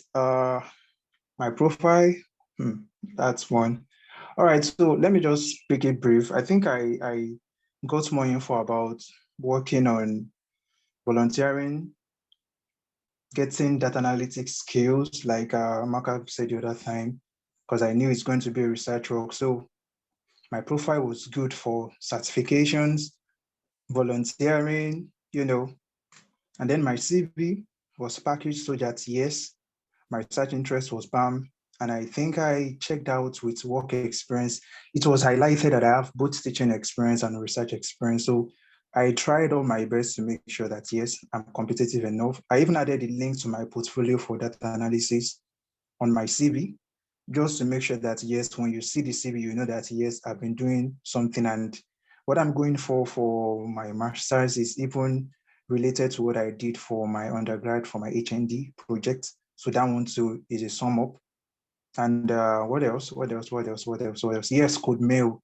I code mailed and code mailed and code mailed and code mailed. And I think when I was going to get my funding eventually, the program called, immediately I applied. She just sent a generic response. Okay, I see you applied to this. Tell me about your research experience. I was like, oh, this is another opportunity for code mailing. I just code mailed the program code. I researched that and I code mailed. So I think that was what got me through, because I never knew the program coordinator was even the one in charge of both the funding and everything in the university. So that really, really got me. And before I know it, I think I got my funding even before the admission. So it was just like that. So I go funding even before admission. So, and that was it. So my profile generally just reflected that I have something I want to come and offer. I have the skill sets and I've made my research and I've done my own work. So it's just to it was just so good that they should just accept me the way they say it. Yeah. So that's what I can say for now. Thank you so much. Thank you so much. I mean, all our profiles are very dynamic. Like there are some people out there with lower credit and to be like, hey, can I get A or that? The competition is getting stricter and tougher. It is getting like a lot more very competitive profile and candidates are coming on their team. So if you know you have a lower credit or you don't have so much or like publication or all of those kind of experience, now is the time. You have a whole 6 months, right? You have maybe not 6 months, you have like 3 to 4 months to do something. Go to Coursera, look for courses, improve your skills anyhow that you can do it. Make sure that you're making up somehow for maybe a low CGPA or maybe a lack of experience, right? Somehow that you're making up for something that you consider inefficient. And something that I also tell people is don't rely on your fantasies. It's not that I've not worked as a graduate program coordinator or I've not been in the graduate committee. I've seen people, their profiles are not as strong, but in their head, they are the best candidates. I'm like, hey, can't you see this? Like, having seen someone that made 4.4 over 4, they checked all of these things. They have a lot of publications already. They have a lot of certification. What are you going to stand against this kind of candidates, right? So I would advise that you first of all be your own critic. Look in the mirror. Make sure that you imagine that you're a different person looking or going through your profile. That way, it is going to give you enough time to look at places that you're not doing well and look for other options that you can use to make for that. If you have a low CGPA, why not maybe volunteer? Volunteer maybe in an organization that is related to what you're studying. That will give you an experience of, say, I didn't do well in classroom, but hey, I've done something like this, which is what I could have done in classroom, and this is what I'm coming to do here. If you're saying coming for like computer science, why not like volunteer?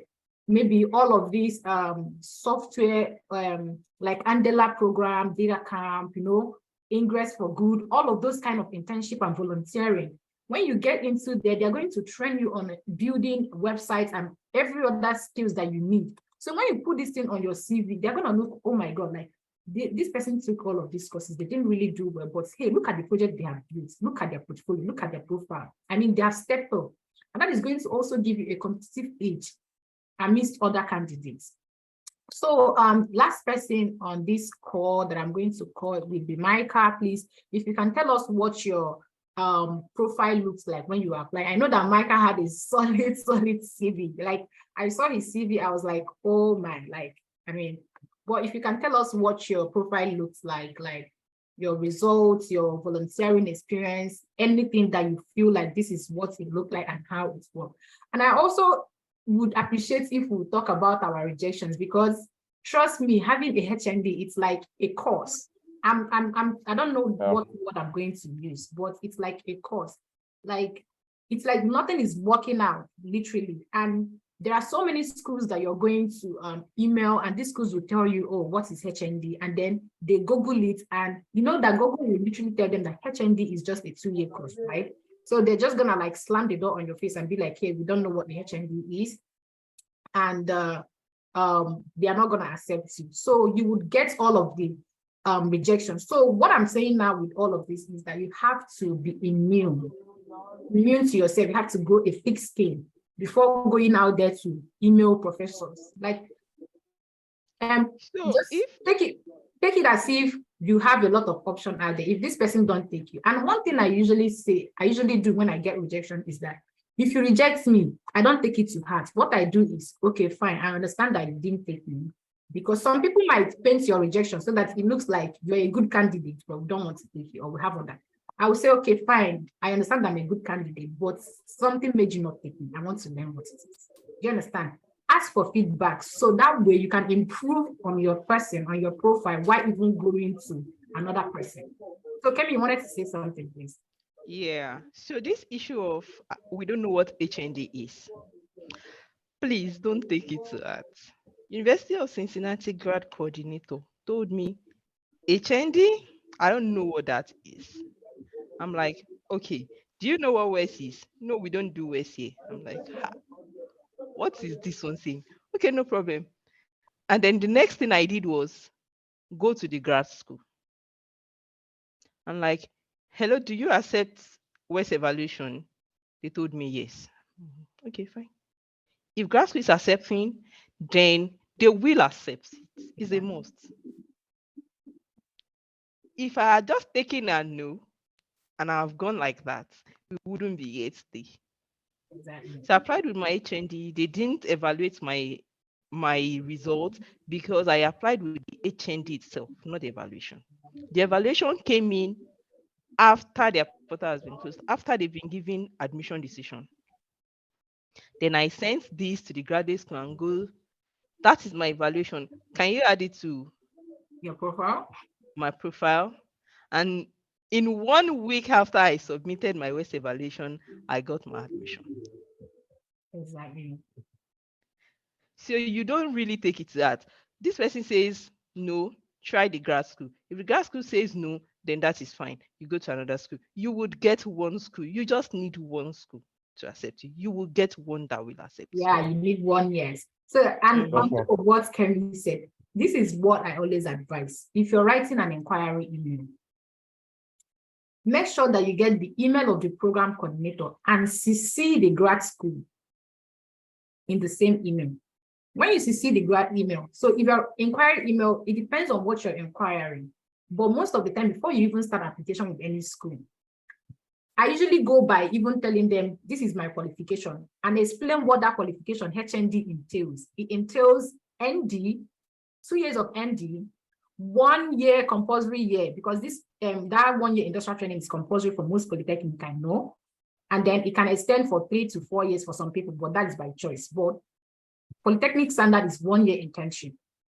And then it entails 1 year industrial training where I have to apply my classroom learning into the field, and then 2 years, when I explain all of these things to them, and then go on to my inquiries, both if they are taking the kind of certifications they are taking, and then CGPA requirements, if they are accepting HND. So I do that and to see the grad school, or sometimes you can write it differently.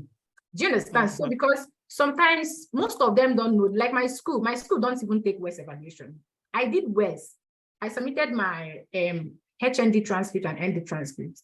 But when I came here, they needed like that. They would tell you to bring original copies. I went to give them my West. They said, no, they don't take West. They saw my West and they were like, no, you don't take it. I had to now order my original transcript back from my school. And then I showed them, they were like, okay, yes, they saw it.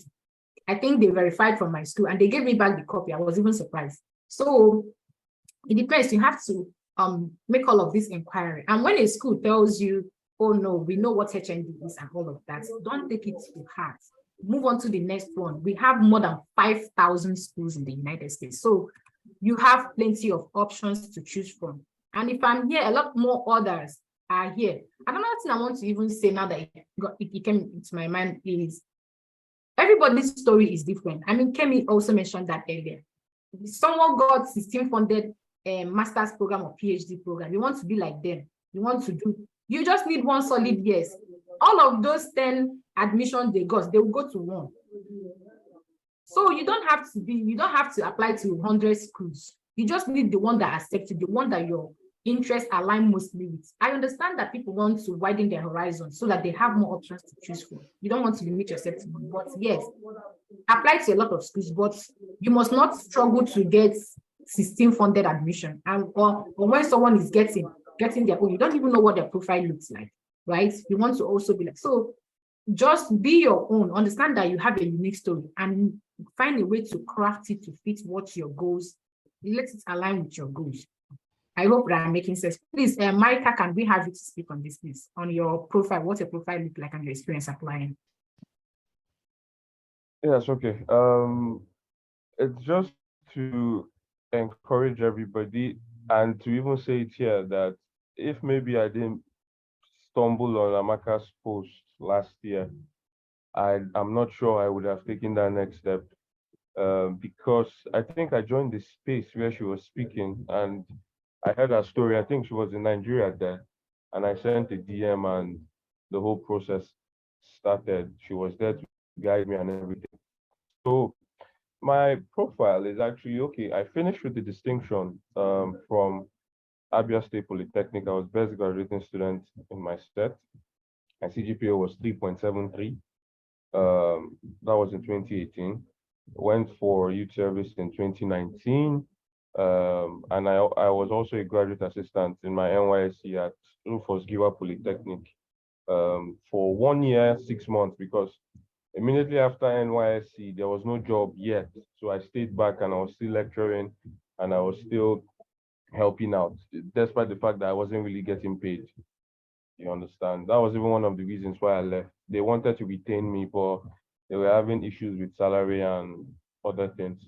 So my profile, one thing I've learned in this journey is that even during my visa interview, I think one of the key points that I said during the interview was volunteering experience.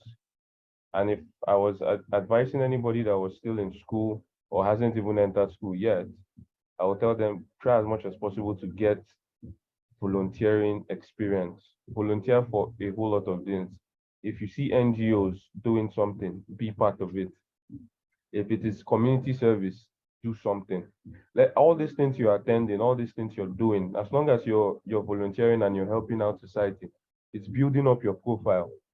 And I'm telling you, my CV is actually 4 pages.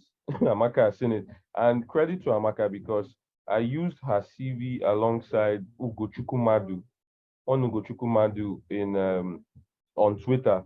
I merged the two formats together, took from Amaka's own and I took from his, and I came up with mine. So it was a 4-pager showing my results on the top, the distinction, my ND grade, the research experience, and the volunteer experience, my professional experience, volunteering experience, and conferences attended, all those things. So if you look at the CV for the very first time, like Amaka said, you'd be impressed. You understand? So many people who just finished NYSC and said I didn't have any work experience, that 1 year is actually like an experience you can add to your CV. So I've done many charity works over the years. I have an NGO, which I even highlighted in my visa interview, and that's just it. So my own was more like I didn't know what to expect, but I had to make sure that my application was watertight. I tried as much as possible to apply using application fee waivers. This is why I encourage you to start looking for schools who have virtual information sessions, because some schools, if you attend, they give you a free waiver code. I know NIU doesn't give. There are some schools like Bowling Green State University. Cry from now till tomorrow, there's no application fee waiver. Northern Illinois University, Florida State University doesn't also have an application fee waiver. And also, there's a mistake I made during my what they call it application. I applied to James Madison University. Um, I did not know that this school required a GRE, and I already paid their $60. It was at the end because they have the same application interface with NIU. It was at the end when I saw GRE required, and I didn't have any GRE. But something to also point out is when you're looking out for those facts, try as much as possible, do your due diligence. See, guys, let me tell you, there's no better person that can inform you than yourself. If you did the research yourself, you would know more than somebody that is just relying on other people's information. Yes, we have an amazing group on WhatsApp. We have an amazing group on Telegram where informations are shared, but try as much as possible to have that DIY mentality. Do it yourself. You understand? There are many people getting scammed. I saw one video. I don't know how real it is because for somebody that said she used 2.5 million to get a visa and she was videoing herself crying. I don't know if that's just for the gram or if that was real. But see, in this journey, there are lots of scammers, but all these things you can do it yourself. So for me, I applied to 8 schools. I know, okay, I haven't heard from 2 more schools, but I've gotten 8 admissions in the 8 of them. And it's, believe you me, hard work pays.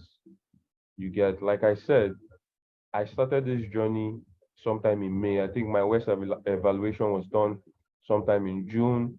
I started getting application materials ready between June and December. It was December I started sending out applications. You understand? Some of the schools I already opened the whole application account, but uploading of documents, I didn't want to rush because there's no need to rush because you can make mistakes.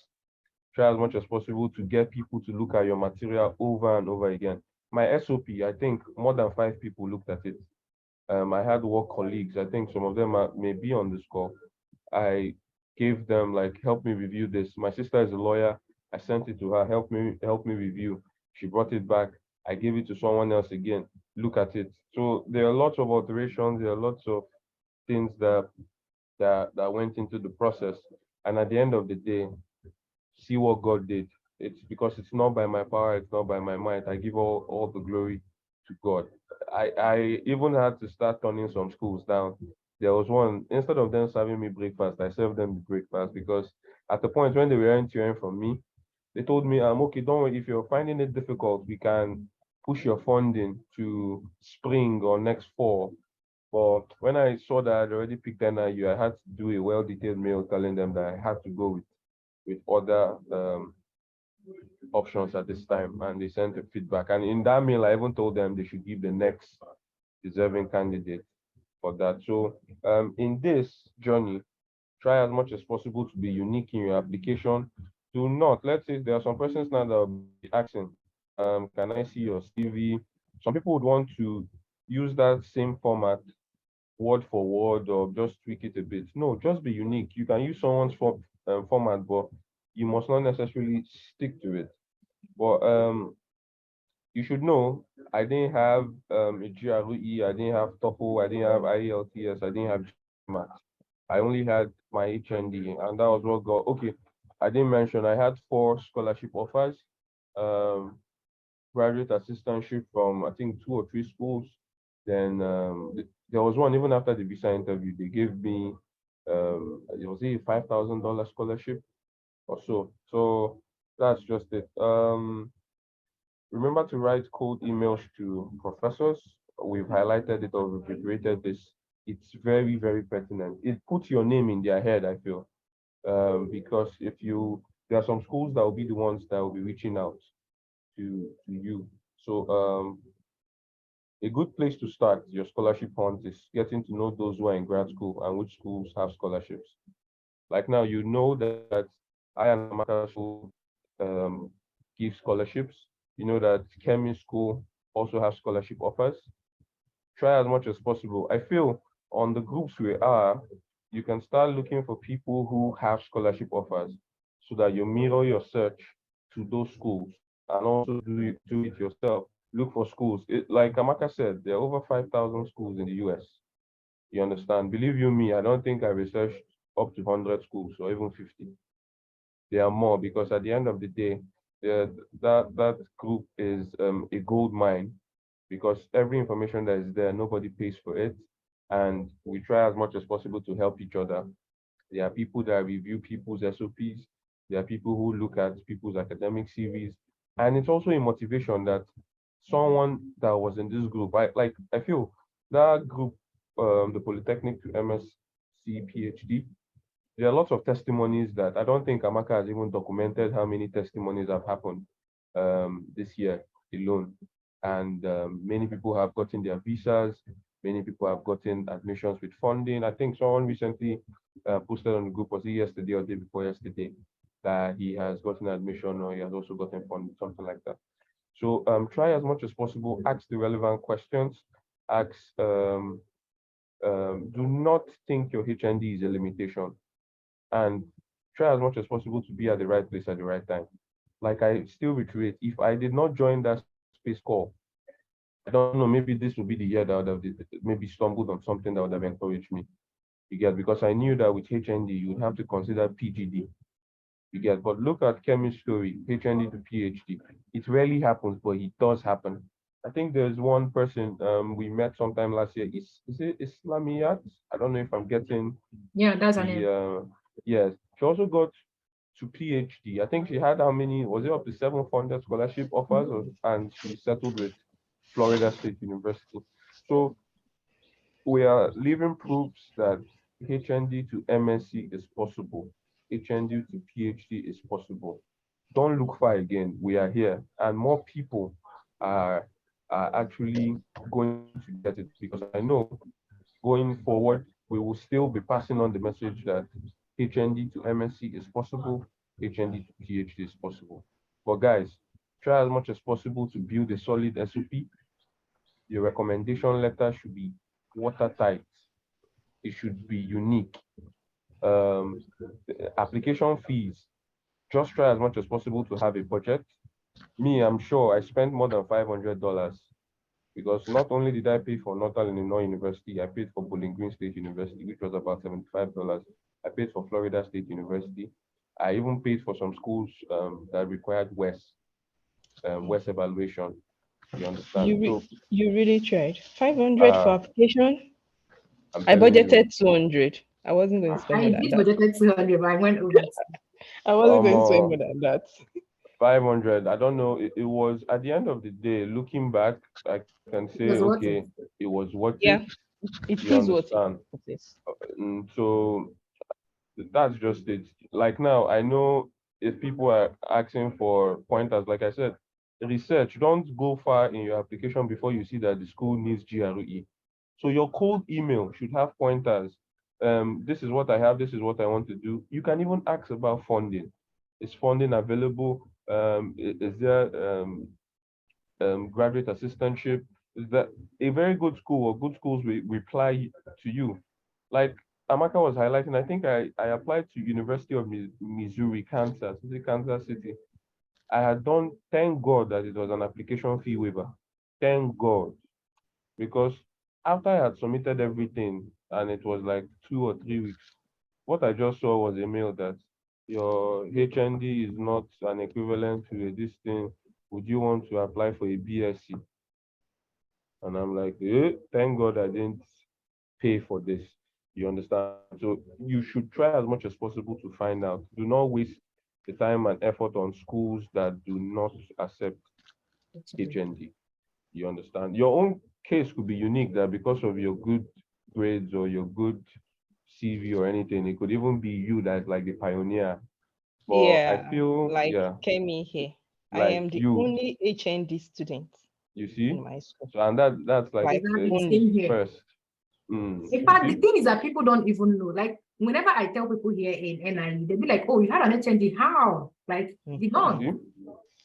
Yeah. So it's So, more like you're now a pioneer first. Like we can now point that this is someone who shocked the system, someone who broke a barrier. And believe you me, based on your story, even if someone applies to your school with HND, because of how you got yours, it now opens door for others. Exactly. You understand? They start looking at Nigerians, especially in positive light. Wow, that an HND. So if someone has this, it's not a limitation. This, that. So guys, I just want to encourage every one of us. Take one step forward. Don't even start tomorrow. Start today. Start today. And I want to point out something. During my own, I don't know if Amaka and Kemi would, because Kemi said she had that issue where one of her, what they call it, her recommenders mistakenly sent or wanted to send, was it Rochester University's reference to another school or something like that. So I feel what I told my recommenders to do was they started with a generic opening like Dear Admissions Committee. So there was no address. There was no address like Northern Illinois University or the graduate school or this department is that. They just did. So what they just did, they were just changing the date. You get. They didn't have to alter because we should know that most of these professors or lecturers, they don't have time. You get, most of them will not be comfortable to they won't be comfortable to be rewriting or retweaking or this, but you can just use that Dear Admissions Committee and any school you want to go for, they can just change the dates and just do that. So that's that's just a bit of my yeah, I did use experience. that. But Mm, then in the body of the mail, mm. the professor will be like, yeah, she'll be a good addition Application. to the University of so, you understand? That was the only part we were mentioning this so that the school knows at least this is tailored to us. Yes, And it just yes, goes from this to that place. I'm like, okay, yeah. let's see what happens. Yeah, so it's everything. It just yours is like I think yours was very unique. Amaka's one as well.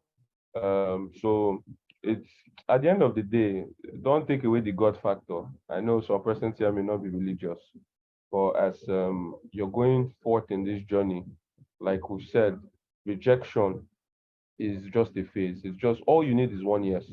With all these multiple admission offers I've gotten now, it's only one I took. It's not as if I'm going to the 7 of them or the 8 of them. It's just 1 year you need. So if you get a rejection, just keep going. Just keep going. All you need is just 1 year. You understand? And you'll be fine. I'm getting this opportunity because I was in the right place at the right time, listening to the right person.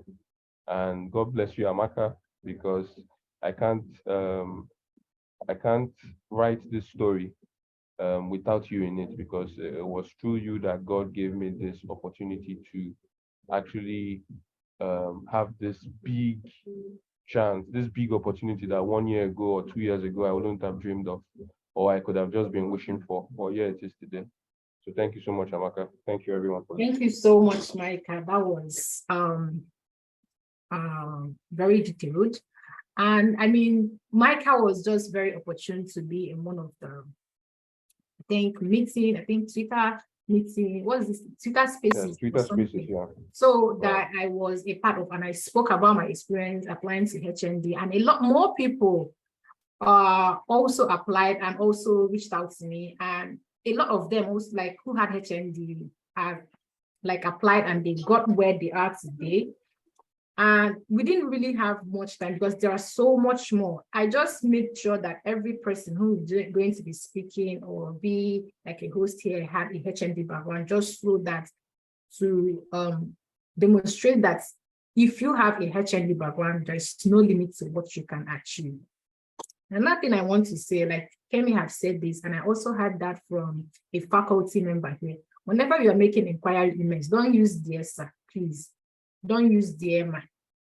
Look at their profile.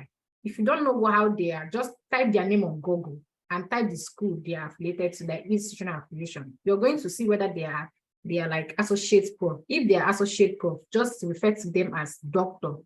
If they're assistant prof, refer to them as doctor. If they have a PhD, refer to them as doctor.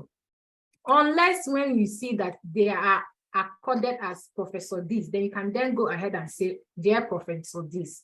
And then don't bug them. Because you see, the way we have our hustle spirit, our hustle culture back home is not the same. There is a way that you can bug someone. Instead of seeing them as a motivation, seeing your bugging as a motivation, they will see it as desperation. They will see it as harassment. Do you understand? So understand the limit between sending someone an email and giving them time, giving yourself time to even send them a reminder email. That is very, very important. I'm going to like round up and then we'll entertain questions because I see a lot of people have questions. These are things that you should avoid when you are also sending in your grad school application. You have to avoid submitting a statement of purpose that doesn't have a personalization to the program that you're applying to. You don't want to, because I mean, you're not expected to write 10 different statements of purpose to 10 different schools, but there should be some kind of personalization somewhere. If you are mentioning a professor and their research that in a particular school, you have to make sure that you are not just removing the name of that professor. You see, human-robot interaction and human-machine interaction or human-computer interaction, all of these are almost the same thing, right? So, but different school might be terming, like might term it a different thing. And then when you just remove, maybe for one school, it is human-robot interaction, then another school is human-machine interaction. You now want to remove just name and leave out just human-robot interaction. It doesn't really sound much personalized, right? So you have to make sure that whatever you're removing and whoever you are tailoring it to a particular school. Do you understand? And then make sure that whoever you are mentioning in your SOP, that your research somehow aligns with their own. That is why they are going to make that person your advisor, or no school will admit you if they are not offering your concentration. That's just the truth. The way Micah is doing non-profit organization now, or maybe I know that their department is, more of their concentration is a non-profit management and I think local government administration. So if you are doing another part of public administration, they might not admit you because who is going to teach you that? They will admit what they want to offer you. Do you understand? And then incomplete or late application, you have to also avoid that. And then like literally, if you don't submit your application or sometimes have application fee or pay the application fee, then you didn't even submit application. You just opening a portal with a school does not mean submitting application. You have to submit it. It has to do submission, application submitted, you pay the application fee or enter your application fee over and it is processed. And for application to be complete, that means your recommendation letter, your SOP, all of the application material are in there. Do you understand? So when you're writing your SOP, I've always dreamed about becoming a nurse. I know there's this SOP that I read, because sometimes when I'm free, I like to review people's SOP. I read about it and this person was writing something. I don't know if they're on this call, but I was like, hello, like, I don't understand. Like, this is not, I don't know. That is why I said earlier in the time, like, be your own critic. This funding that we are talking about is not free money. Kemi, that is a TA, she's working. They're paying her stipend and paying her school fees. It's not like you will sit down, you will not do anything, they will give you money. And if you calculate the worth of her stipend and her school fees, it is getting to $20,000+ every year. It is not free money, my dears. Say 50. Oh, you see, $50-something thousand. I'm even saying only my stipend alone, plus my school fees, it's more than 30,000. I'm talking about every year, and hers is like 4 years. Multiply it by 4 years. We are talking about $200,000. Convert it to your local currency and see. And then ask yourself, an honest question. If I was the one giving out $200,000 to somebody, will I take your own? Will I take what you are trying to submit to me? Do you understand? If you approach your application materials that way, you'll be proactive enough to fill in the gaps. So ask questions via email or phone. When the answers, then and another thing is, when I have also gotten this from a faculty here, there are so many generic questions that you don't want to ask when the answer is already there looking at you on the website. With questions like when is the deadline? I've seen people say when they send me emails of what they want to say, I'm like, when is the deadline? Are you serious? This is on the website. You don't want to ask this question. You don't want to make yourself look like you are not intuitive. You are not inquisitive. So ask questions that you know that either they are on the website, but they are not well explained to you in the way that you want it, or they are not even on the website at all. I ask questions about, maybe there are schools that want you to reach out to people. There are schools that don't want you to reach out to people. There are schools that they don't even care. So sometimes, instead of bombarding even this cold email that we talk about, there are schools that don't want it at all. In fact, when you send that cold email, you are automatically disqualified. That's the truth. I've forgotten the name of this. I think it's University of North Texas. I've forgotten the name of the school. But they will tell you that no, because they don't want to make it look as if faculties influence their admission decisions. So when you send that admission, you are even disqualified. So what I do is sometimes I even put it in my inquiry emails. Is that a requirement? Do I have to do it? Or is optional? Is something I can do or something I cannot do? And I will still be considered the same. Do you understand? Sometimes when I also ask about grade optionals, GRE optionals. So I'm saying this because there was this school I applied to, and they told me GRE was optional. I was like, okay. I wrote the GRE, but I didn't want to use it. Here is why, because my score was really poor. I didn't want to put out my poor score there because I feel like it's that poor score. Trust me, whether or not I met that requirement or even writing GRE, that poor score is a reflection of my academic ability. And I don't want to put it out there. So I just assumed that I didn't write the GRE. And I asked them, they were like, oh no, we don't even consider it, blah, blah, blah, blah, and all those things. When they were delaying on the admission process, I was like, hey, that's from my inquiry email, you said you give admission decisions around January. Now it is getting to ending of January and February. What is wrong? So this person replied me and they were like, there are so many things they consider, including GRE scores.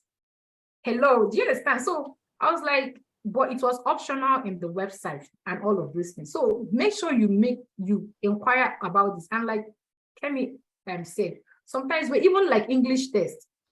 That experience made me, whatever school that says optional, I want to it's not worth it. Exactly. I want to make sure that you say exempt, not optional.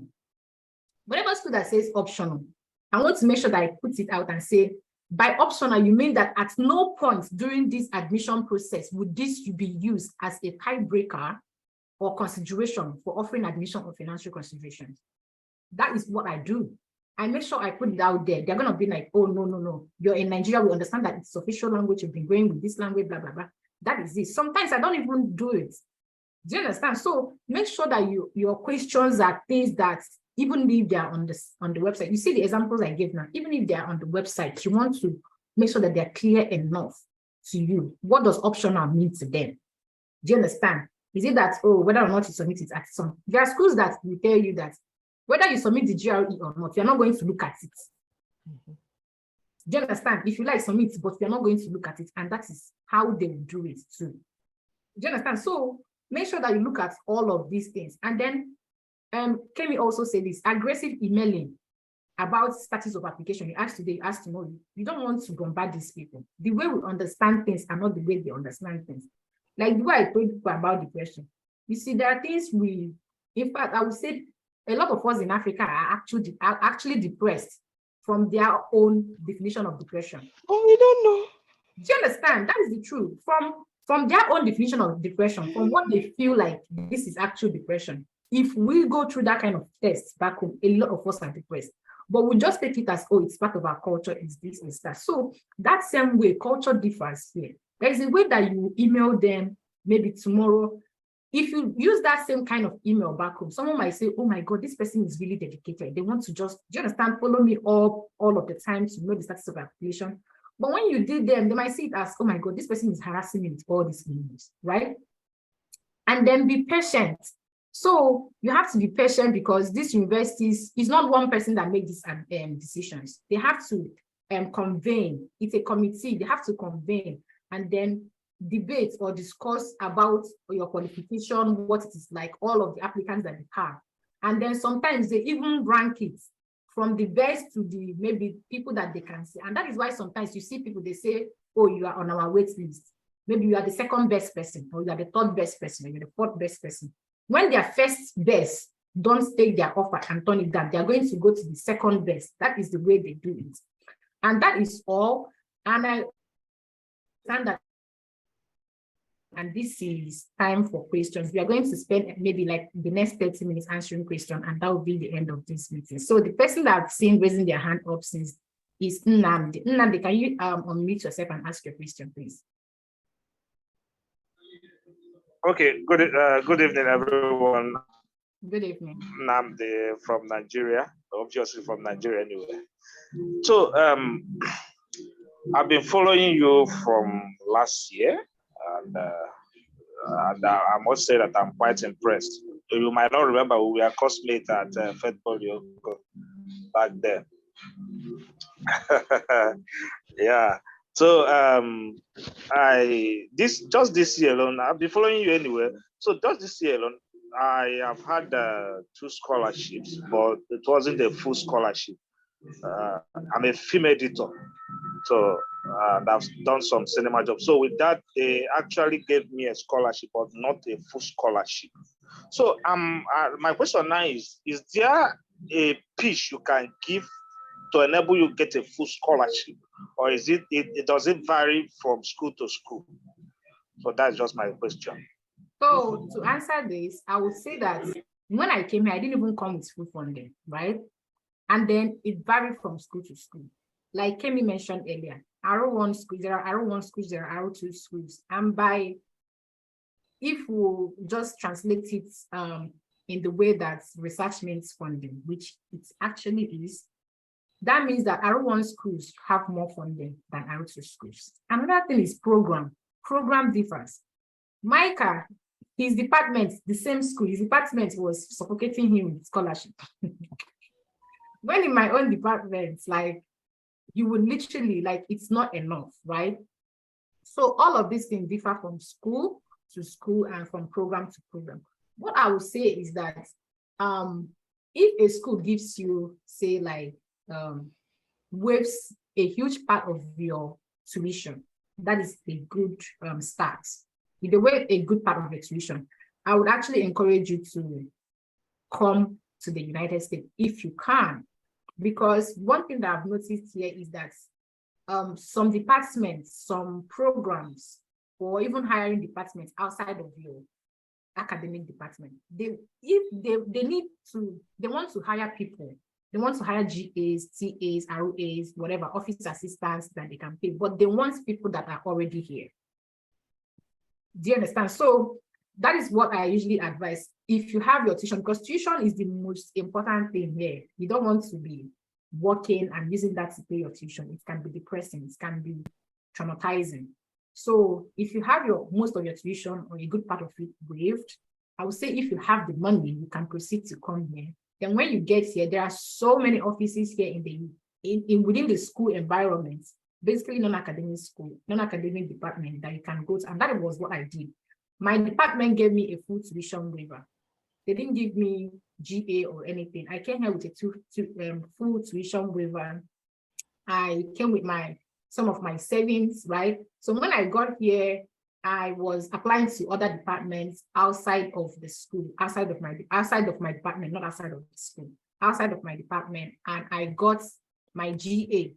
And that has been the next best thing that happened to me after sliced bread, because I can't imagine being a TA right now, even though I know that would be a good experience. And the truth is that I am not really desperate to now. getting a TA or an ROA, it can be stressful, but somehow it can also add to your profile or your experience after school, right? But I'm not really bothered to be a TA because I have 3 years teaching experience back in Nigeria. So I have that experience.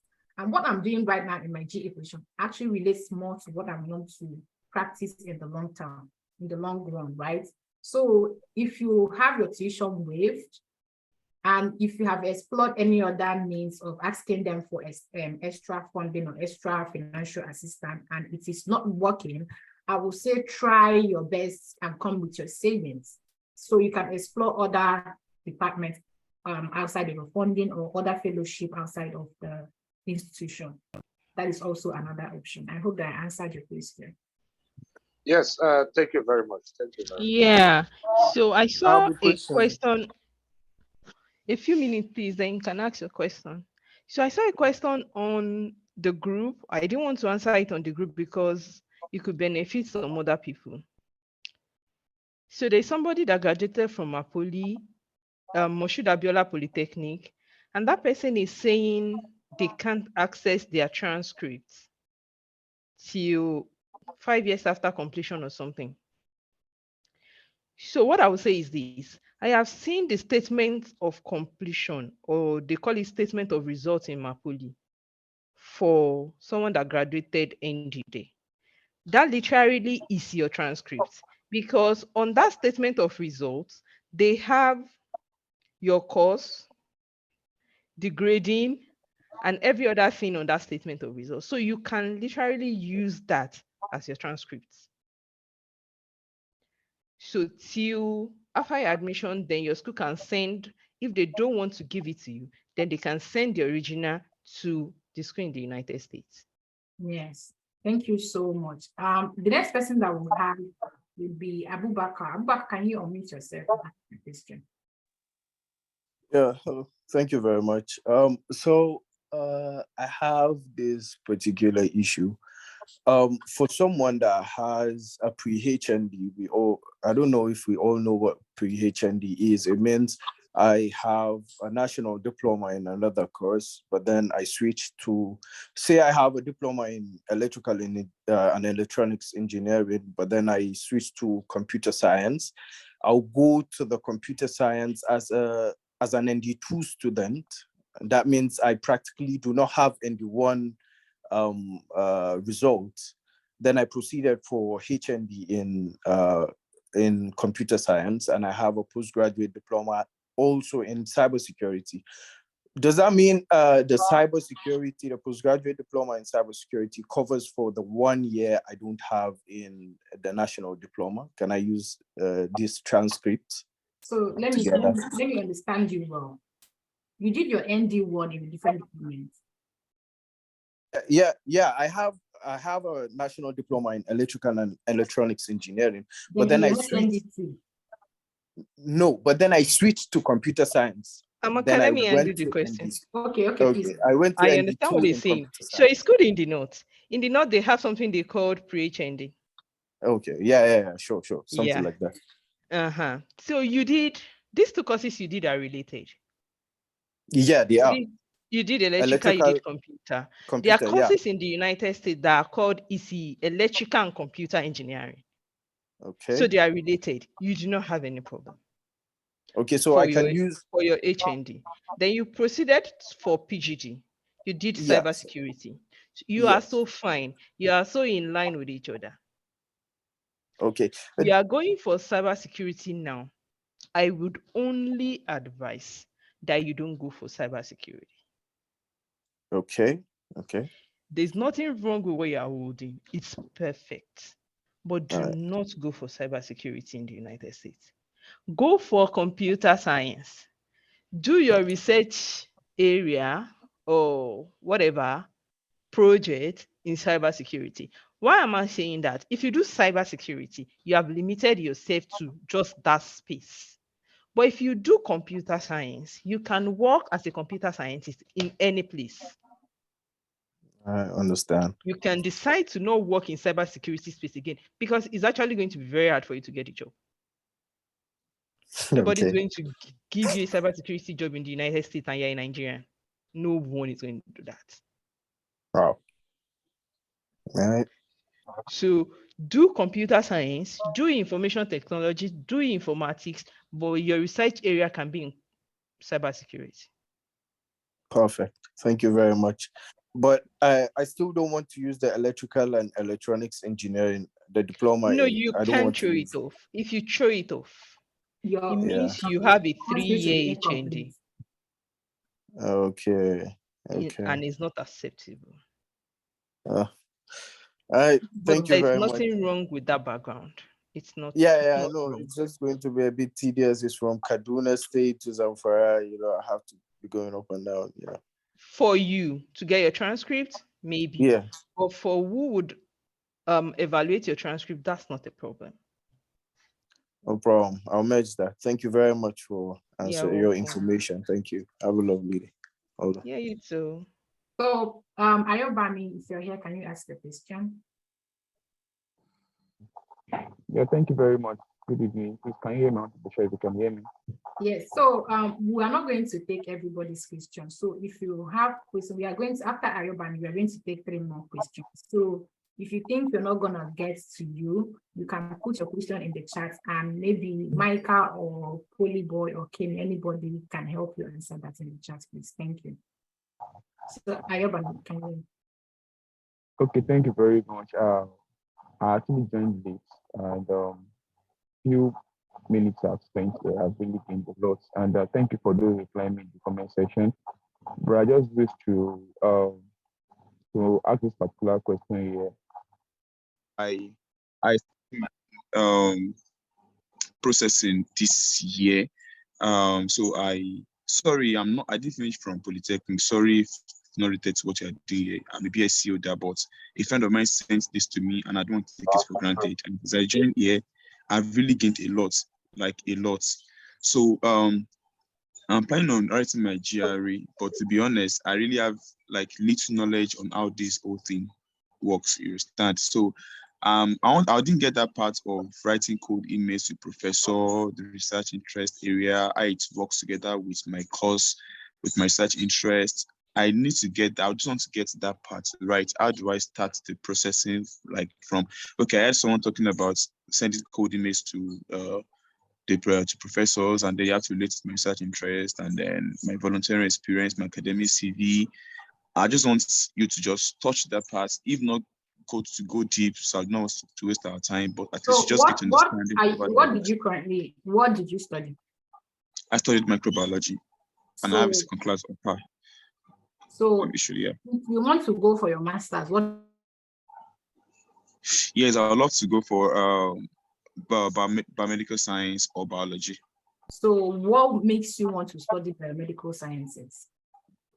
Yeah, according to I've get to contact with some friends, and then what I was told is that for me to start my processing, I have to look for some professors that okay, based on my experience and the likes. I asked, why do you want to study biomedical sciences? Okay, because I feel like it's relates to my course or something based on my research. I would like to go for microbiology, actually, but you know, that's why I said I need to get understanding about this thing. Well, because I reached out to some of my. I want to help you get the understanding. That's why I'm asking all of these questions. So now, one of the things that, because you're actually talking, so I understand that a lot of people want to leave for so many reasons and all, but you have to have a reason, and that is what I'm asking you now. It goes beyond wanting to do something because it relates with you. So if you come to say I've given you admission, right? You have graduated. What do you want to do with that certificate? Okay.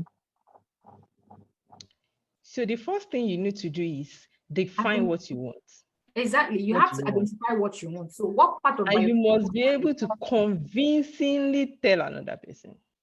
Exactly. Do you understand? It's not just what people want. Even if someone wants you to do something, they are not doing it for you. You must have a reason. So let me assume that you have gotten admission. You are now in the US looking for biomedical sciences and all of that. After graduation, what do you want to do with that certificate? If you want to, where do you want, you have to work with it, right? What do you want to, where do you want to work? How do you want to utilize your certificate? What skills do you, that is, when we have found answers to this question, it's going to help you know what you want to say to a professor when you email them. Do you understand? If you want to, I don't really know about biomedical sciences or health related course, but I've seen people talk about viruses. I've seen people talk about cancer. I've seen people say they want to research on so something. I've seen people talk about DNA. So that means that after this thing, when you go out there and work in a hospital, you are going to be working in so departments, right? So it is going to give you an idea that, oh, I want to, since I want to work on cancer, I'll have to look out for professors who also have work on cancer. And then it's not just cancer, because cancer is very, very general too. There's different part of cancer too. So when you find the particular part of cancer, for example, that you want to work on, that is where you're going to, and find a professor that is working on that. That is when you're going to email them and be like, hey, you are asking for this, or you are writing to maybe be a part of their lab or their school, or you're writing to request his permission to supervise you, that you saw they are working on so something. Do you understand? And then you are also working on the same thing. Ask about your question, things that you're curious to. Do you understand? You're curious to understanding this. Talk about your long-term goals. What do you want? That is why I'm asking you this. You want to, after graduation, you want to do this, or you want to be a researcher, you want to work in the social industry. That is when you're going to highlight that them being your supervisor or them being a part of your committee would help you achieve that dream. You will also talk about what you're bringing to them, because it's not them helping you, it's a two-way relationship. You help them and they help you too. By helping them, most of these professors have ongoing research, and that is why it is important for you to look for someone who has something that is related to you. It works in a way that if they have an ongoing research project, you are going to help them in a way.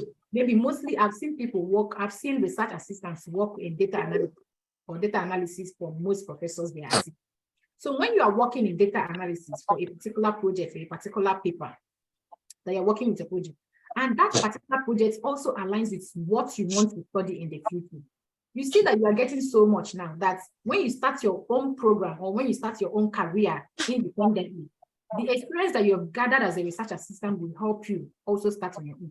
So you are doing two things. You are helping the professor complete their research. You're helping them gather things and make their research life easy for them. And you're also getting experience.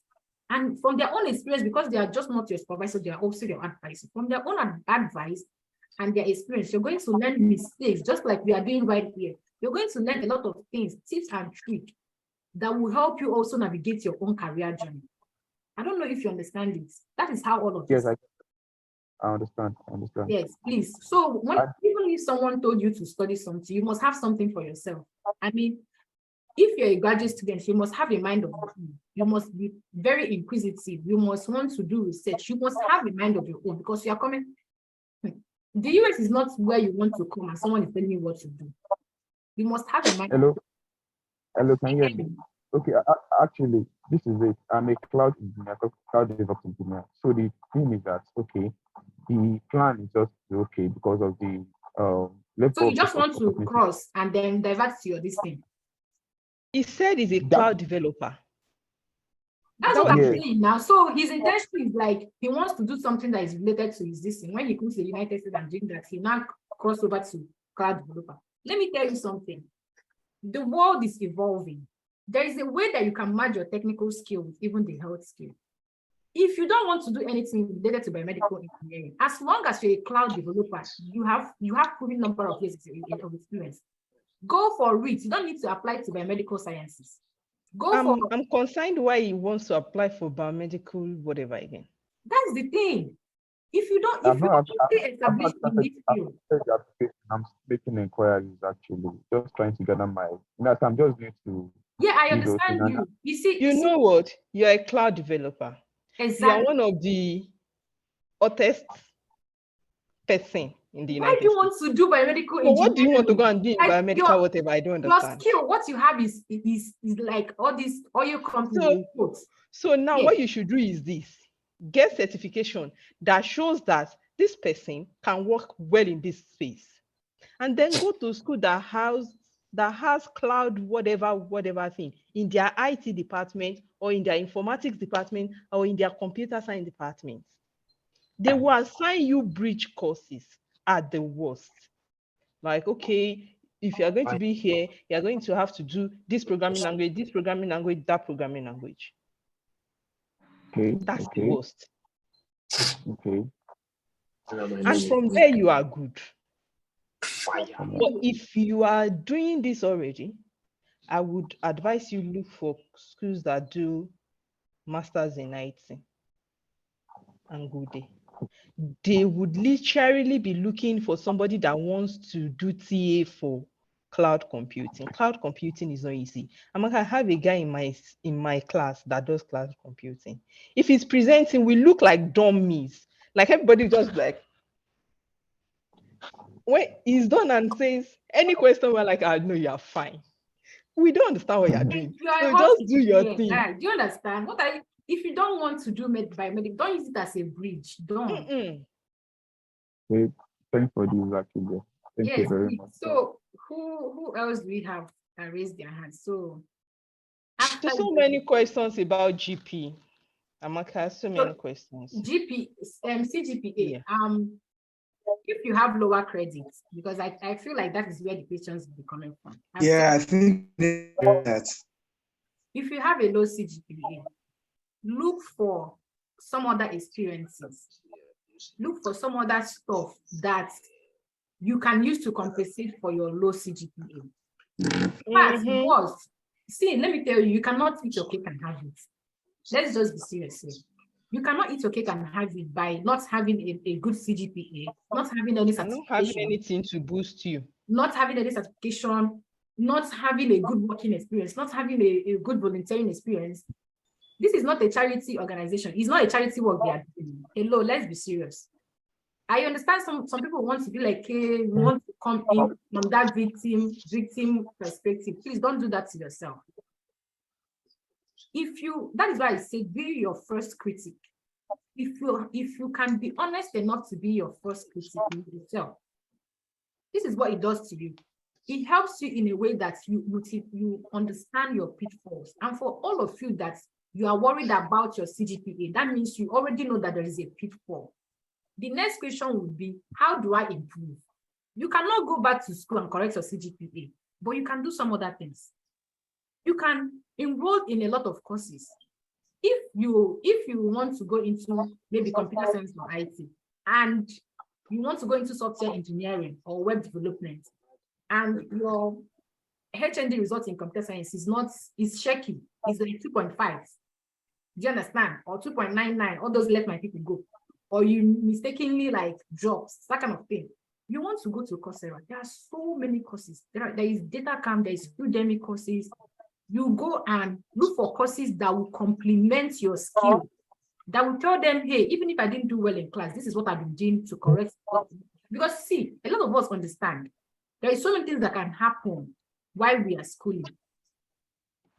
Some people would say, oh, they were combining school with work, so just so they pay their school fees, and that will actually affect your academic performance. But what they don't want to hear is excuses without finding something to commemorate for that your pitfall. You have to show something. You have to show their result, because they are not here, and everybody could be making anything up. So even that certification, they want to judge you by what they can see. Either your transcripts, your certification, your working experience, anything at all.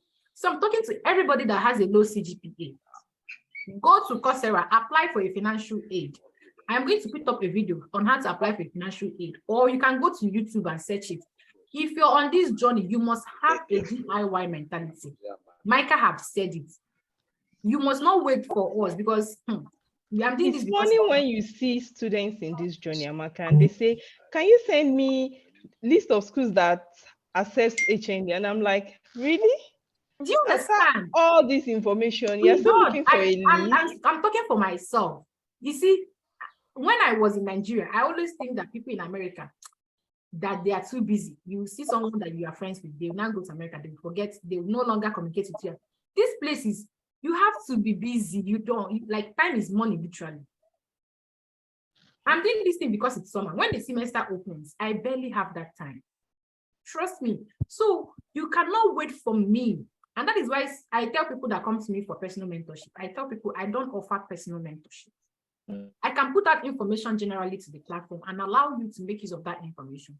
Because if I am your personal mentor, I'm not going to deceive you. I will slow you down because I would be replying you when I have the time. And you don't want to tie your progress to my timing, to my schedule. That is me doing back to you.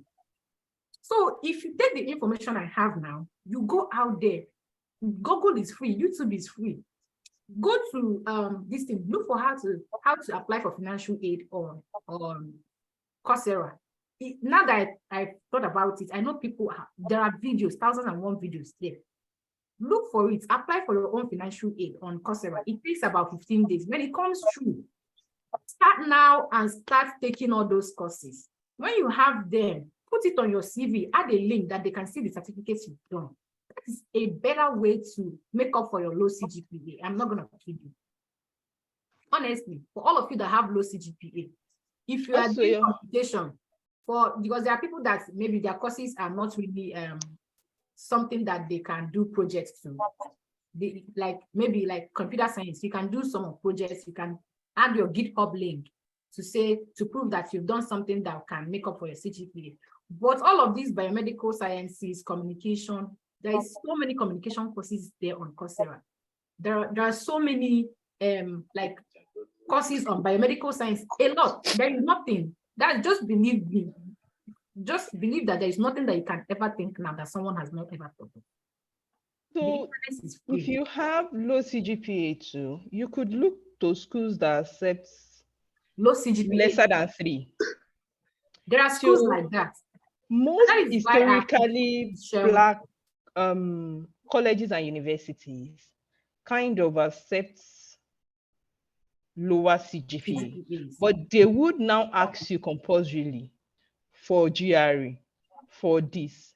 So it brings us back to the fact that you must have things to support it. Please, what's your definition of low CGPA? What are we talking about? Low CGPA is either, I don't know. Anything below 3, Amaka, is considered low. Anything below 3 points is low. Okay. 3 out of 4. 3 out of 4. Yes. For university, I think anything third class is low CGPA. Even 2 to 7 sometimes. For some schools, is low CGPA. Sorry, is it after West or before West? Before West. Okay.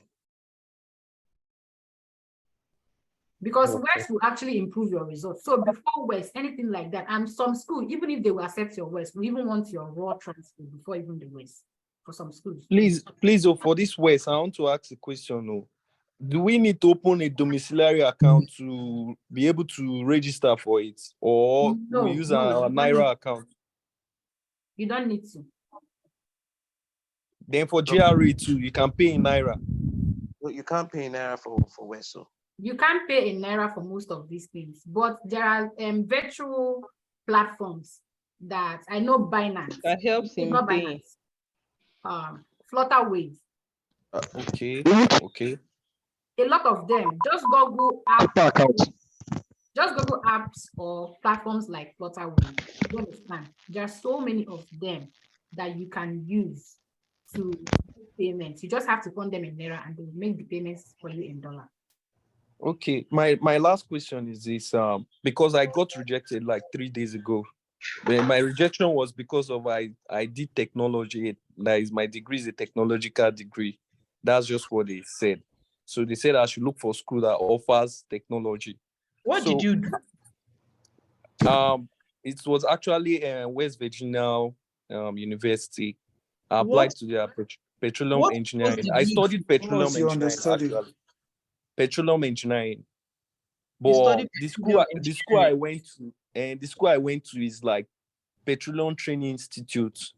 I don't know if you guys know it. So okay. And so they gave me they gave me a technological certificate. So that was just the bots that I had. Technological what? Like a BTech? No, that is HND, but in technology. Do you understand? You have HND in technology. Your case is I'm just, I can even show you let me tell you. What you have is HND. Forget about the technology. What you have is HND. That's So, why I'm trying to point out specifically because they said I should get back to them. And I Where asked the why they problem rejected came from was your response to that question. I saw your question on the group chat. Oh, sorry. I was the one that asked. It's a different person entirely. Oh, another person. Somebody was like, okay. Hold on. Somebody was like, they said, what did I do? BSc or technology? And the answer was technology. Once you say that, they assume you have a technical degree. And master's is not a technical degree. It's a research degree. Once anybody says, what do you have? And you have HND, you tell them you have a BSc equivalent. We don't really need that guy. Okay. Getting you now, right? Tell them that I have a BSc equivalent. They will now ask you to prove how it is equal. That is where West comes in. And you're like, okay, I can submit a West evaluation that says this is equal to US bachelor's degree. Sending to her the link, she does verification. So they made that decision based on your response. Okay, so that means can I still contact them back, or I should just leave it off like that? I think it's from 10. I'm not sure contacting them will make them change their admission decision. Mind. Okay. What you should do now is, going forward, make sure that mistake does not repeat. Excuse me. Can you hear me? Okay. Thank you. Then my last question is this: I studied petroleum engineering now, can I apply for masters in computer science or computers related courses? Is it possible? How is it related? What is the bridge? What have you done to jump from petroleum to computer? Okay, I guess I should go to Coursera and all that and do those stuff, right? So if you are doing Coursera, are you working in the computer science field now? Okay, I get. You can't just go take Coursera course. You have to have experience where you are going if you don't have the academic background. And a genuine interest. Correct. Interest. I grab it. Thanks. I really appreciate you guys. Please, I want to ask a question. I'm also a graduate of petroleum engineering. I want to ask a question in line with his own. Okay. Yeah, I'm a graduate of petroleum engineering from Federal University of Technology, Owerri. So I want to ask a question. For instance, I want to do a master's in chemical engineering, but I don't have research experience in chemical engineering. Rather, I have a research interest in petroleum engineering with about 5 years of teaching experience. I want to go into chemical engineering. Will I have a good application? So before, I think you're rushing. Before you mentioned, you said something about your 5 years of teaching experience. Your 5 years of teaching experience, what were you teaching? Okay, during those 5 years, I was teaching chemistry, physics while I was in school, actually. Okay, the truth is that petroleum engineering and chemical engineering are all, now they're not the same, but they're similar. Do you understand? And like, it's just like someone who studied English or literature and then wants to study communication. You understand what I'm trying to say? Yes, I can hear you. They are sisters, like they are like prodigal sisters, and you understand? So it's not like too far apart. You are good. It depends on how you play your story and what is pushing you to now leave petroleum engineering to chemical engineering. I've seen someone who, she's actually a friend, Tanisha. So she did electrical engineering. Now she's doing software engineering. So when I was with her, when I was working with her, she said one thing that led her into software engineering, that she took a course in electrical engineering that allowed them to program something. And that was when she took interest in software engineering. She's here in the United States and she's doing software engineering. So this is also something you could actually, so since you've been teaching chemistry and physics, And these are all entertained under the umbrella of engineering. Petroleum engineering is not too far-fetched. It's not too far away from chemical engineering. Do you understand? Okay. Okay. Yes. So you are good. Okay. Thank you so much. So, and you can also take Coursera courses, take some other certification courses, so that you can also add to your profile to strengthen it. All right. Thank So you. we are going to take last question from Amaka. Rikayat and Osai. Please, can you ask your question? Rikayat first. I want to ask. I can hear you. Okay, good evening. Good evening. Oh, sorry, I want to ask, I'm currently in the United Kingdom, but I have HND in microbiology. What I'm studying right now is international business management. So International. I don't know business management Okay. in UK, but not master's like BSc. So I don't know if I can like apply for something like microbiology in the United Kingdom. Will I be using my HND details or my BSc details? Kemi, can you answer this? Because I wanted to ask you, why were you even studying your international business management or something? Okay, at first I She would was have to ask doing that question biomedical. again. Sorry, I've switched into mother mood. Ask your Okay. question again. Okay, I have HND in microbiology in Nigeria. So but currently I'm studying international business management in the United Kingdom because I was given biomedical science. That's why I applied for at first. But later they now changed it that I need to do like a top up like pre-masters because I have HND before I can apply for biomedical science for my masters.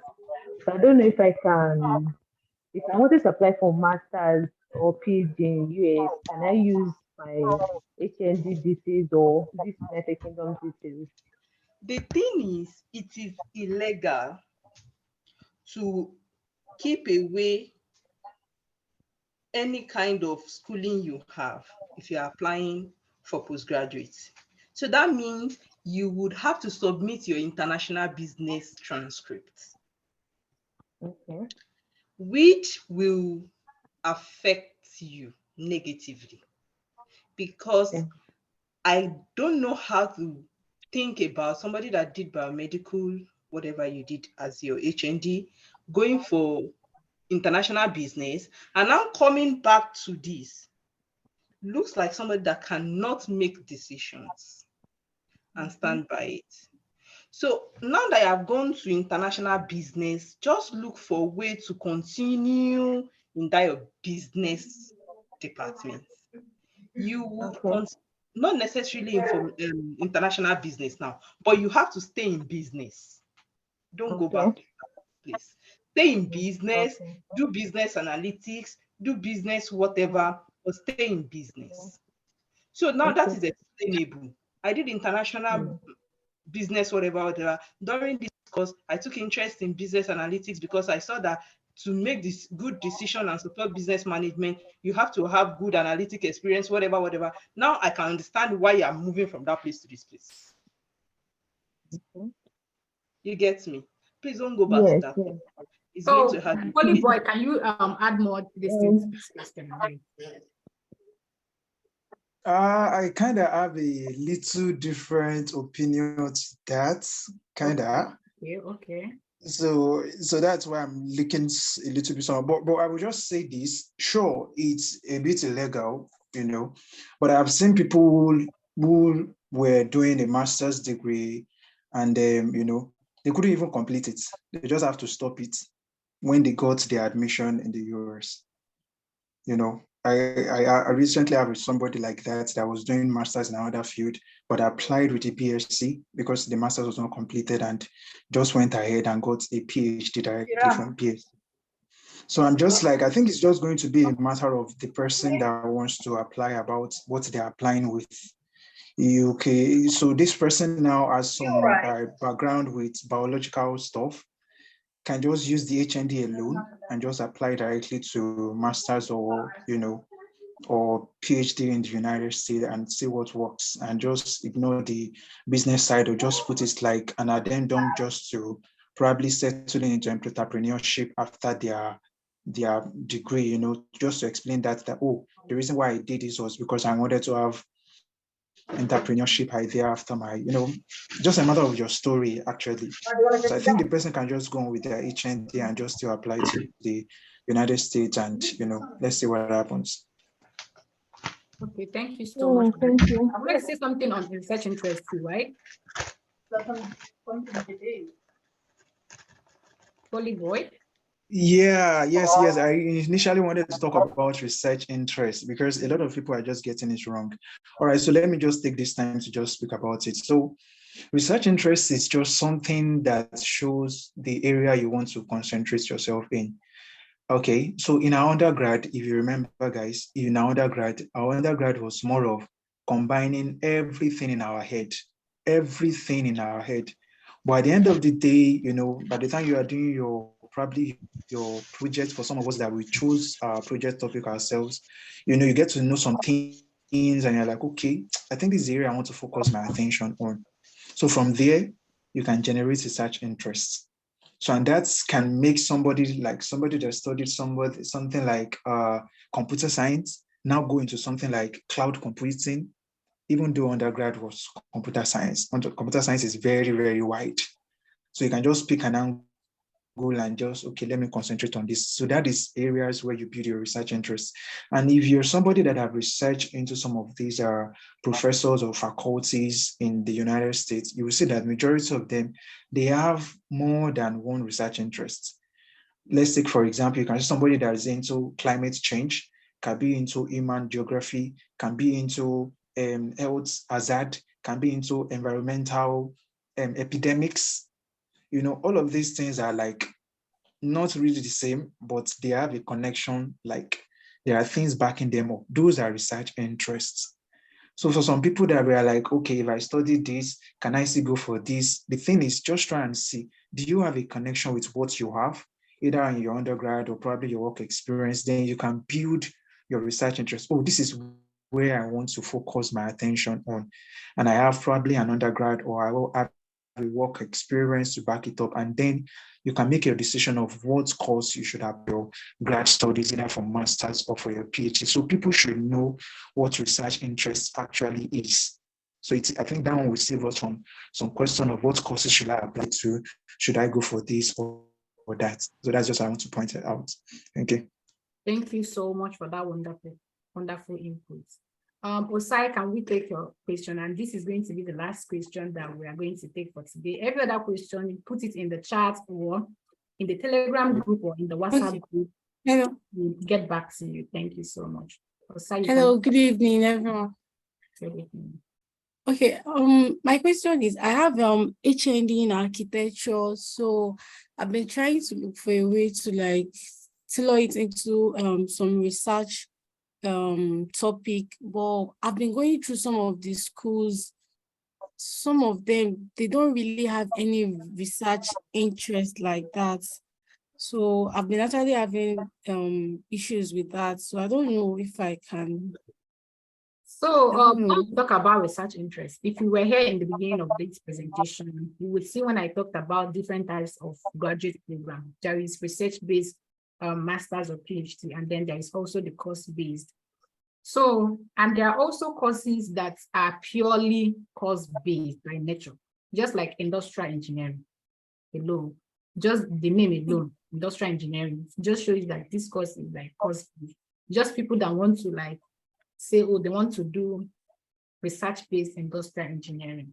So architecture, courses like architecture, they are mostly industry focused most of the time. There is also the research focus where people talk about, I think, township management. I've forgotten, but I know that there is also like regional planning, all of these things, right? So courses that are courses like data science, right? Business management, these are course-based. You cannot come and say, oh, you're looking for a professor that has this research interest. It is very rare for even professors in this research industry too. in those kind of departments, you won't have research interest. They're just teaching it for the industry. And what this kind of courses entails is that they are mostly project-based. I said this earlier in the presentation because they want to prepare you for the industry. Instead of giving you papers to write, like they are doing to us right now, they're going to give you projects to build. They are going to give you, like in Micah's department, his department is industry-based. So I've seen some of them in their department, they will give them, I'm not saying imported projects, I'm saying real life projects. They are going to work with local government, actual local government.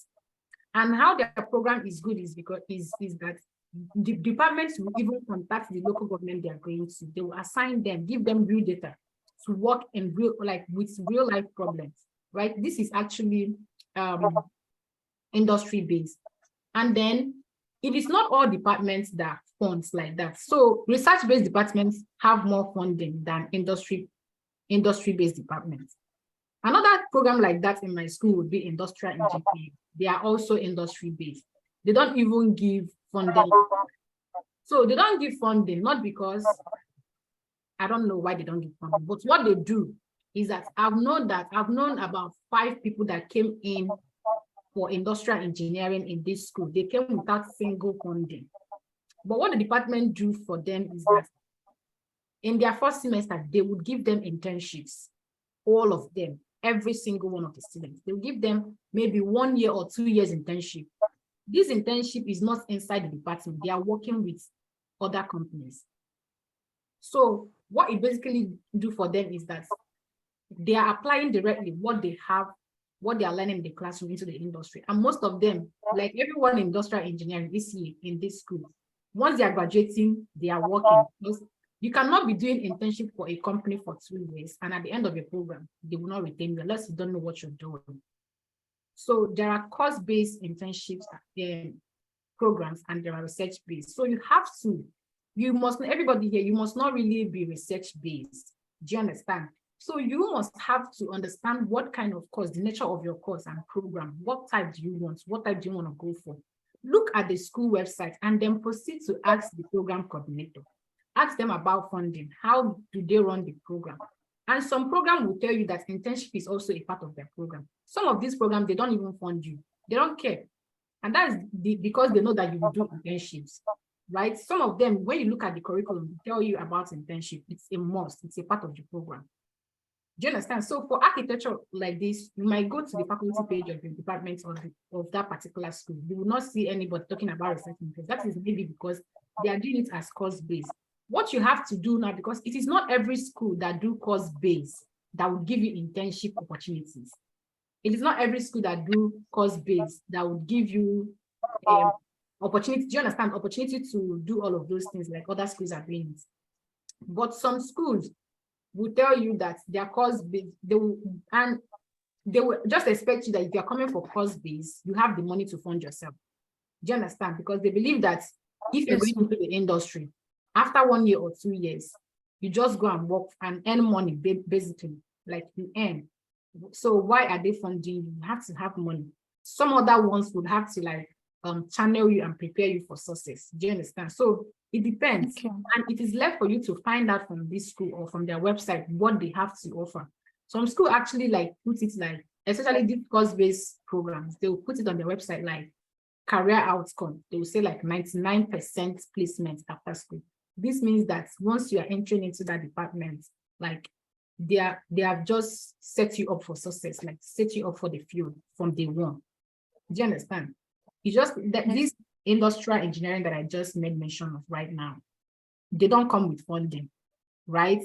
I've not seen a single person that came with funding in my school here. But once they come here, all of them have internship. All of them have internship. I've not seen a single person that don't have internship in industrial engineering. But they will tell you point blank, they don't have funding to give you. But once you come, I don't know how they do it, but that is just how the program is structured. So it is left for you. Now, remember that it's not all the program in all of these schools that will place you for internship with any particular company. So it's left for you to find out the structure of that program. If it is course-based or research-based. If it's research-based, look for research interest. If it is course-based, understand how they structure, how their own structure of the course-based works. I've also seen school that do course-based data science, computer science. They don't fund you, especially for masters, and they don't care. And most of these course-based programs, I mean, I wouldn't even say the job opportunities are hot for them. In real life, job opportunities are hot for them in the United States here. But I don't know, like, they know that you will succeed after your field is here because you are hot state. Everybody will look for you. Do you understand? That's just it. So it's left for you to send that inquiry email, look for all of these pointers on the website. If you don't see it, you send the inquiry email to the program coordinator and find out. Thank you very much, ma'am. You're welcome. So I think that would be all for today. We went an hour, 30 minutes over our allotted time frame. And I appreciate every single one of us that attended this specifically. I appreciate your coming to this meeting and joining us here and sharing your experience. I appreciate Polyboy, particularly what you're doing on the Telegram group. Oh my God, you are a superstar. Like, I appreciate a lot. Like, you've been holding that group and that session of our page very well for some time now. I really appreciate. And Micah, I appreciate you and what you're also doing on WhatsApp. And all of us for coming out here to take our time and share this experience. And in hopes that we are inspiring people on this meeting, by next time or by this time next year, we'll also see people that will come forward and say, hey, this platform actually helped them or shaped their story in one way or the other, or they benefited from this platform. And for the rest of you that have questions, we have a Telegram platform and a WhatsApp platform. You may want to look for the link. I've posted it severally on my link on my Twitter page, and you can see it on WhatsApp too. So you can join in and then ask your questions there. People are there to help you. We also have a lot of people like BSc, people with BSc and BA backgrounds that have gotten their master's degree and they'll be resuming this fall. I cannot specifically choose people with HND backgrounds so that you relate, because these are the people that will relate with your struggles and they will tell about this and they will tell the stories very well. That would be all from me for now. And I wish you all success in your preparation. Remember that the next best time to start is now. Take all of this information and make good use of this. I wish you success in your endeavors ahead. Thank you and bye, everyone. Yeah, bye. Thank you so much.